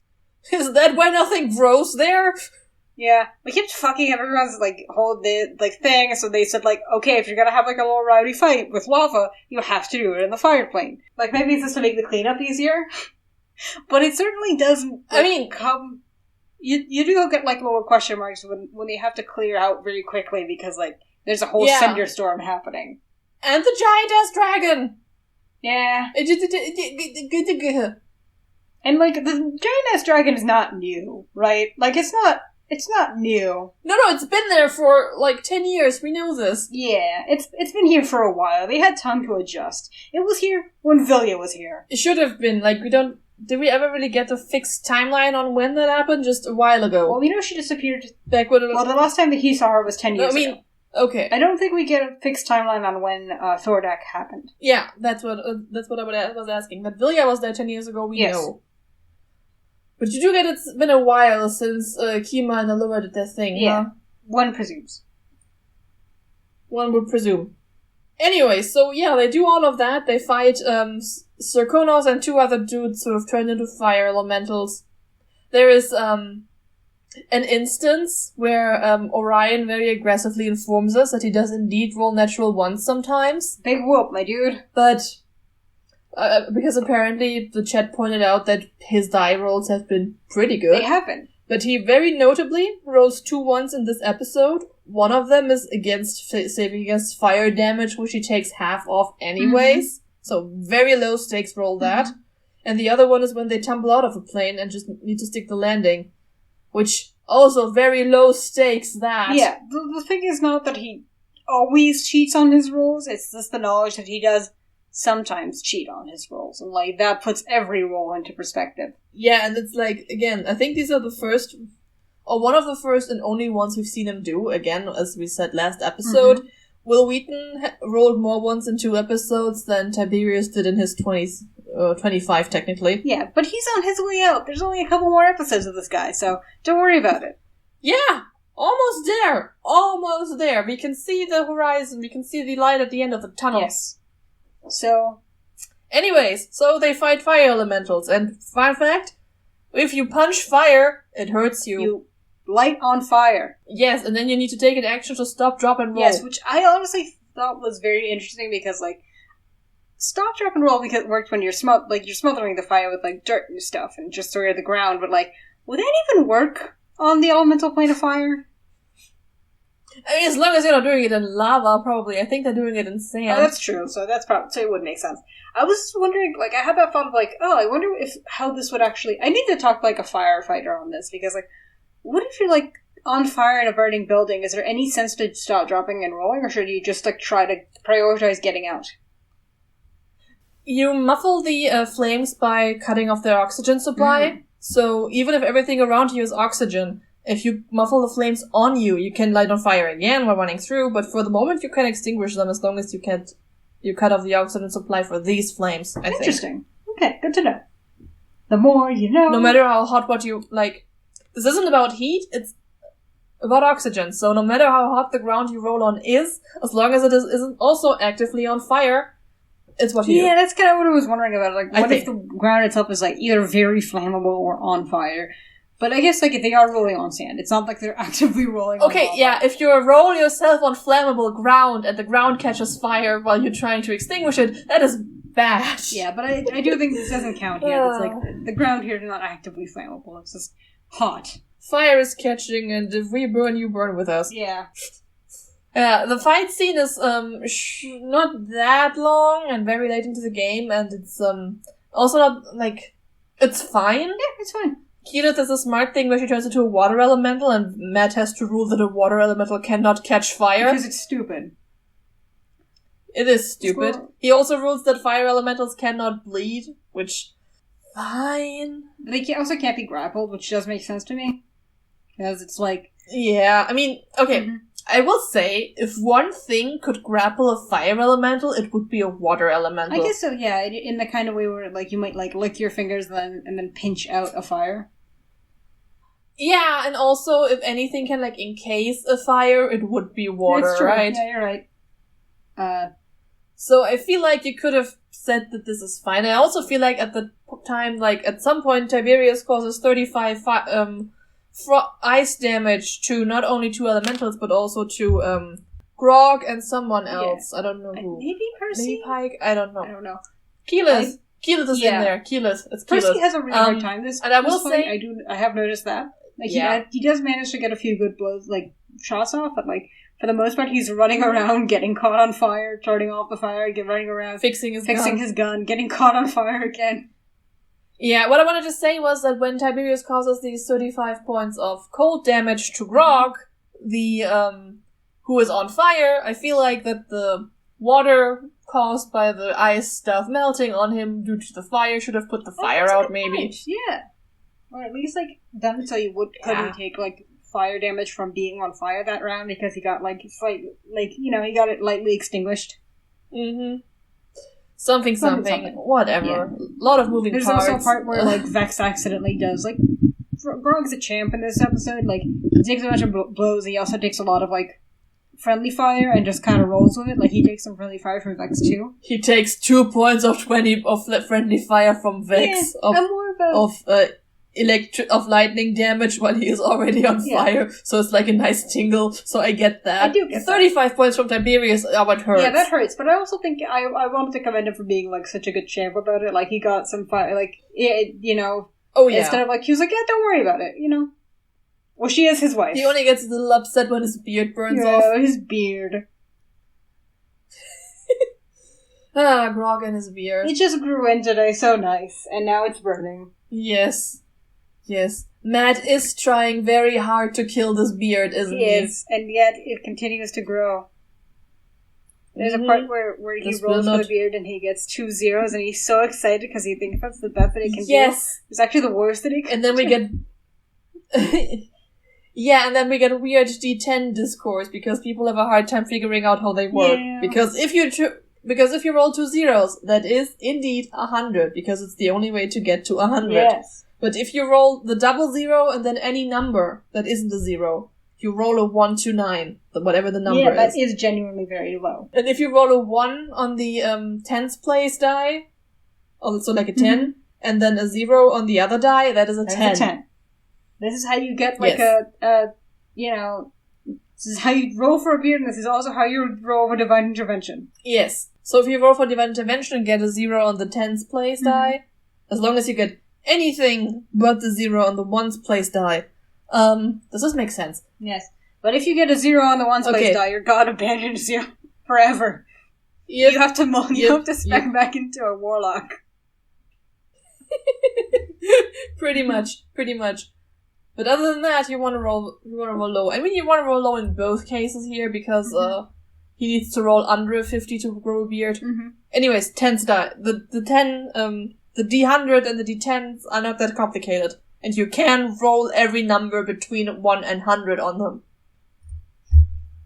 It is possible. But yes, Liam O'Brien. After a while, they do manage to sort of bring down the two fire elementals into submission, just in time because they're... Vex actually did a lot of damage this episode. Vex did this combat very well.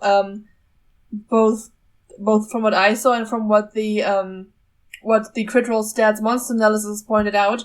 Mm-hmm. It's too bad that Tibbs and Percy and I think Grog get the big hits that take out the fighters, because she did massive damage to the two that weren't Sarkonos. Yeah, but that's just kind of the nature of Vex, is that she gets a lot of, like, really good consistent damage. She doesn't do, like, big high, like, generally she doesn't do, like, a big, you know, you can just rely on her on doing steady, consistent damage. Like, no matter what, she gets, like, 1 or 2 shots per round, and those rounds are gonna be pretty good damage to hers. But she doesn't get the big show. Yeah, as soon as she gets the sneak attack damage and all of that in there, she gets more credit for the damage she does.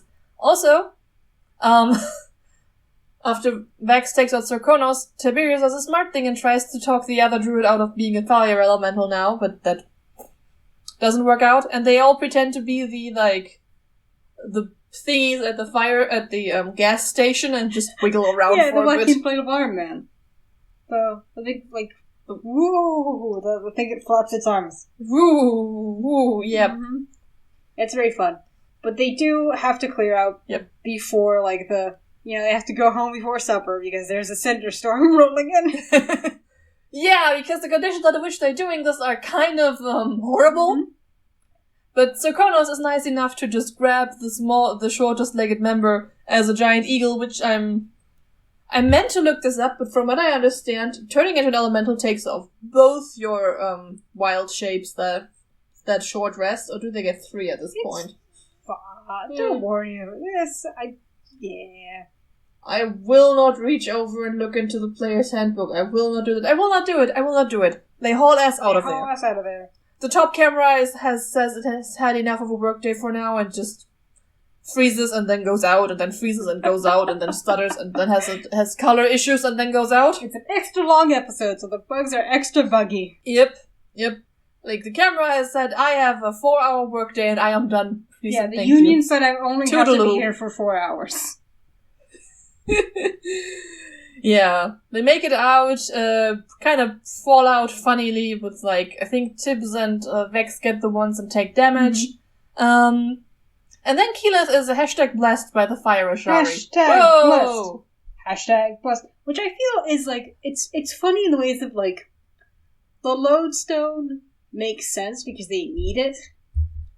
Yeah, they use it as a resource. It provides a service. This sparkstone is just like fun to have. It's cool, it's nifty. It gives you firearms forever. It doesn't give you firearms forever, it gives you fire hands forever. Sorry, I heard what I said and I was like, uh-oh, that's not right. It specifically doesn't give you firearms. It gives you flame hands. Yes. They are free to stay there as long as they as they wish, and Keyleth is like, oh, but who can get this? Oh, Trinket, Grog, and then just holds onto it, and I will say that given the arc words we got, that she needs to think more of herself, it is highly appropriate that she ends up taking this for herself. It is. I'm glad she did.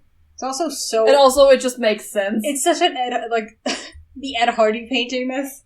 Of her yes, as a white tiger with flaming claws is just so good. Like, thank you, Keelan. I love this. This is also, and it is just the most like Trinket could have benefited from this, sure, but he doesn't fight that much. It's thematically more appropriate for Keyleth, and she's going to do more with that. I agree. She doesn't use it that much, so she could technically use it in every beast shape, right? I think so, yeah. And also the big thing she does later on, like when she turns into a dragon, she could just have flaming claws, which is just like, God, that's so metal. Anyway, it is very much like if they got the gauntlets, not the gauntlets. What are they called? What? The thing that they get from Grog's arc. Oh yeah, are they gauntlets? They are. Titanstone knuckles. Titanstone knuckles. Like it's as though like they get the Titanstone knuckles and then they give them to Pike. Like sure, that makes sense in a sense, but like it makes more sense for Grog to have them. This is Grog's. He was beaten up by these things as a child. He can have them. He can have them. And he can have the tattoos put on his back if he really wants to. Even though that would give you such a bad skin infection. Therapy! That shit's behind him. I love that point. Yeah, anyways. They are invited to stay here, and we're done. Yeah, that's the end kind of quickly, because... Yeah, Pike has to leave early. Mm-hmm. Because she has, like, a job to get to now. And they finish... up. Yeah, they finish fumigating the temple, and she goes back to her followers, even though they're not her followers. She's very insistent. It's kind of creepy. She is not Saren Ray. Isn't she, though? You know that people are going to conflate this in the future. Like, 300 years from now, there'll be, like, people who are going... Like, some believe that Pike was, in fact, not a follower of Saren Ray, but Saren Ray herself, sent to bring back the faith, which, I mean, makes sense, I guess. It is, but, like, Saren Ray's not cool enough to do that. Saren Ray is pretty cool, though. Like, out of all the gods we meet, she's probably the coolest. Yeah, but she's still not cool enough to do the stuff that Pike does. Bar to clear. Yeah. Okay, so I think that's that. We're done. It's time to rate. It is time to rate. And by the time it took us to get here, I will say we probably need to structure the next episodes. Yes. The free-form times are over. Yeah. Anyway. Yeah, we're going to have to start going into the overview and highlights, huh? Well, it's time. The thing we did last time, yes. Yeah, it's the time. Actual structured approach. It's time. Shall we rate this bad boy? We shall. Now, over there, if you're looking right there, on the left-hand side of your driver's side vehicle, whatever, what? Yep, just there. You can just see it. You can just make it up. The beautiful, shining, golden Purvan Scale. And also Purvan himself, who was buried in, like, the area. Yeah. He's not shiny and perfect, though. He's pretty nasty. No, never has been. Never has been. And has not been improved by many years of mummification. What is the first letter of the Purvan Scale, Jana? What? A P? P. Which is for pizzazz. Yes. Huh. Oh, I like the hand-drawn lava... I liked the hand-drawn lava rivers on the map. And they got the first kind of... I think this is the first time we got, assets too, with like some walls that Matt put there. And I like the dragon in the back. I like Trinket now that I can actually see him. I like Matt's hair. I do want to dock points about like what you said about like the interface is very busy. Yes, I don't want to dock points for the camera malfunctioning. That's nobody's fault. But the chat is going like a mile a minute, and the Twitter is like blinking in and out of existence. And it's just this. Who thought this was a good idea? Is this what we thought was appropriate in 2015? What? Yeah, just sensory nightmare of just things happening. So I do think we should like -1 for that, and like +2 for everything else. So yeah, like a 1 is fine. Yeah, that sounds. A 1 is good. So you take us to the next letter, please. The next letter in Purvan is U for uncomfortableness. This is where we kind of have to talk about the appropriation. Yeah. So Marisha has been catching some flack for this too, and rightfully so. In that a lot of the Ashari is just taken from Maori culture wholesale. Just. Yeah, and not necessarily tastefully either. Yeah, and I will say that also every time she describes the Earth Ashari, it just makes me a little bit uncomfortable. So they are close to the Earth, sit around, consume something that gives them vision quests that you're not calling peyote, but might as well call peyote. Yeah. And it's uncomfortable, and I feel like this gets better with later editions where like the Ashari gets to be a little bit more of their own thing. And Kaitiaki feels like it's become less of a thing as time goes on. But it still is what it is. Does it become... I kind of just keep saying that. I don't think they've said this in newer iterations, in campaigns 2 and 3, but I think for campaign 1 they just keep using that as a greeting, huh? Yeah, they do use it, and that's uncomfortable, and I think that should be... And they don't ever do this constructively, so... Yeah. I think this is negative points. It is. How many would you say? Like a -2? I was going that way too. Yeah, -2. So we're in a -1 right now. Yep. We switched roles. How so? Anyway, first of all, I'm usually the one to keep track of the points, and second of all, we do the letters the other way around. Oh, right. Anyways, we're changing things up. The R is for role-playing realness. I mean, Vex was very real in her frustration about money. I do actually like her role playing this episode. Even like it's very consistent. They just stay in character a lot, and I mean like Vex plants a kiss on Grog. It's commitment. Commit to the bit. Yeah, I think this is a pretty good roleplay heavy episode. I don't think there was anything I like. I mean, there was mentioning. I also think there wasn't really an outstanding performance, or though I do. Keyleth. No. Yeah, Keyleth does have a bit of an outstanding performance here. Like that was these scenes where she recounts her vision were intense. Yeah, that's and her nervousness about doing this. Like, we should give her points for this. Yeah, I agree. So, how many do you think? 3, 3.5, 3. 3 is good. So we're at +2. +2. Now the V in Purvan stands for vexiness. And I want to give this one points. I also forgot to mention the bisexual vex thing, which is that the whole thing where like every time when she's very drunk, she notices Pike and she has this very like be like, "Hi, Pike," and I don't know. I just think I think you mentioned that. Oh yeah, I did. Vex is not immune to Pike crush in the way that almost everyone has chemistry with Pike. A chemistry, yes. A crush, I'm not so sure about. No, but I do think you're just like... I do think there is like an attraction to Pike that is like there. I don't think she has a crush. But like, you are not immune to Pike. That's fair. And also Vex was on in other ways this episode, and she was. There was a little bit of Percy being a good supportive player for her. He was. They're just like the mom and dad are angry at you.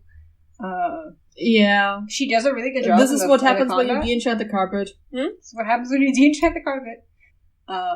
She had like a pretty good role in combat, I feel. Oh yeah, she did really well in the combat. Yeah, like an unsung hero thing.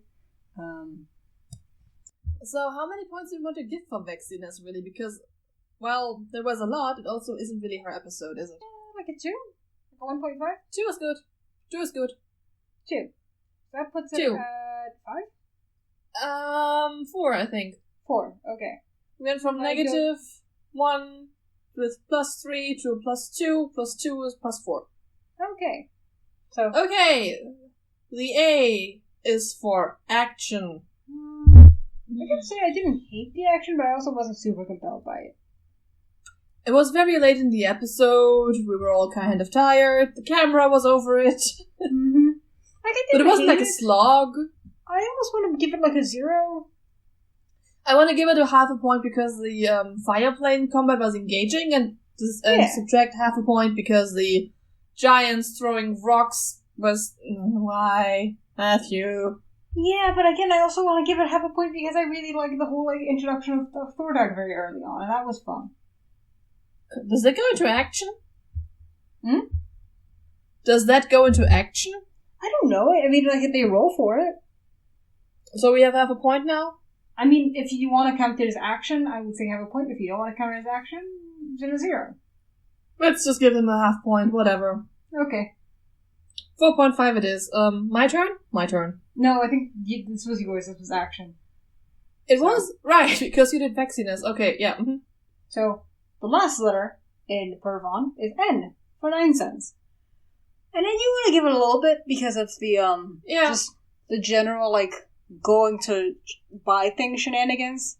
But we're not quite there yet, but the shopkeeper thing is a primary target for 9 cents later on, and it's already a little bit here. I think what's more 9 centsy is Tiberius going off on his solo adventures and doing shit. I agree. I don't want to just target Tiberius in this, but it was kind of like... No, but he's the one who started the trend. Yes, I do want to subtract some points for this episode in terms of 9 centsiness. Yeah. I feel like it didn't need to be 4.5 hours long. Oh no, it didn't, but that wasn't because of 9 cents, it was because we needed to get the thing with Pike done. Yeah, but it could have been much shorter without the 9 cents. Without the extended shopping trips that amounted to very little. Yes. What do we subtract for this? Like a -1, -2? -1 is fair, I feel like. -1.5. -1.5. Which brings us to a 3? A 3. A 3! That's a solid score. Solid score. I like this episode. I thought it was very fun. Woohoo! Wonderful. Yeah, I liked it too. There was the lore drops about Keith were just very interesting, and I'm surprised how little I remembered of this episode, because it was actually kind of memorable. Yeah, it was very memorable. I thought I had the same experience. I was like, I feel like I barely remember this episode, but then I watched it, I'm like, actually this has a lot of memorable stuff. Just the interactions very early on, and then it's almost like I remember the memorable parts, but I don't associate them with this episode. I just associate them kind of nebulously with the Caliph arc and with the Trial of the Take arc. I guess because it's kind of like an interim episode where, bridges one of the, both arcs. Mm-hmm. So you kind of forget about it. We are very close to being done here. Yeah. So, but it is a pretty memorable episode, and I did enjoy it. So, you know what happened? You know what? What? We have 1 episode left, and then we're in the Briarwoods arc. Yes, we are! And you know that with us, that means we're getting closer to having a guest. True. Don't spoil it. I'm not gonna spoil it. Okay. I'm not gonna spoil it. Unrelatedly, thank you to our fans, dear listeners, our patrons. Mm-hmm. Our patrons. Whom you can join in being extra thanked for if you like to. You can access some stuff on the Patreon, like this, the notes, for example, who have extra pictures this time. Also outtakes where Bal and I, what did we talk about? Poetry. We recited poetry before this episode for some reason. We recite poetry here, or horrible research experiments in other times, or sometimes history, or... Sometimes I rap. Yeah. Sometimes we sing. We always sing. We always sing. Thank you. We didn't sing during this episode. That's cool.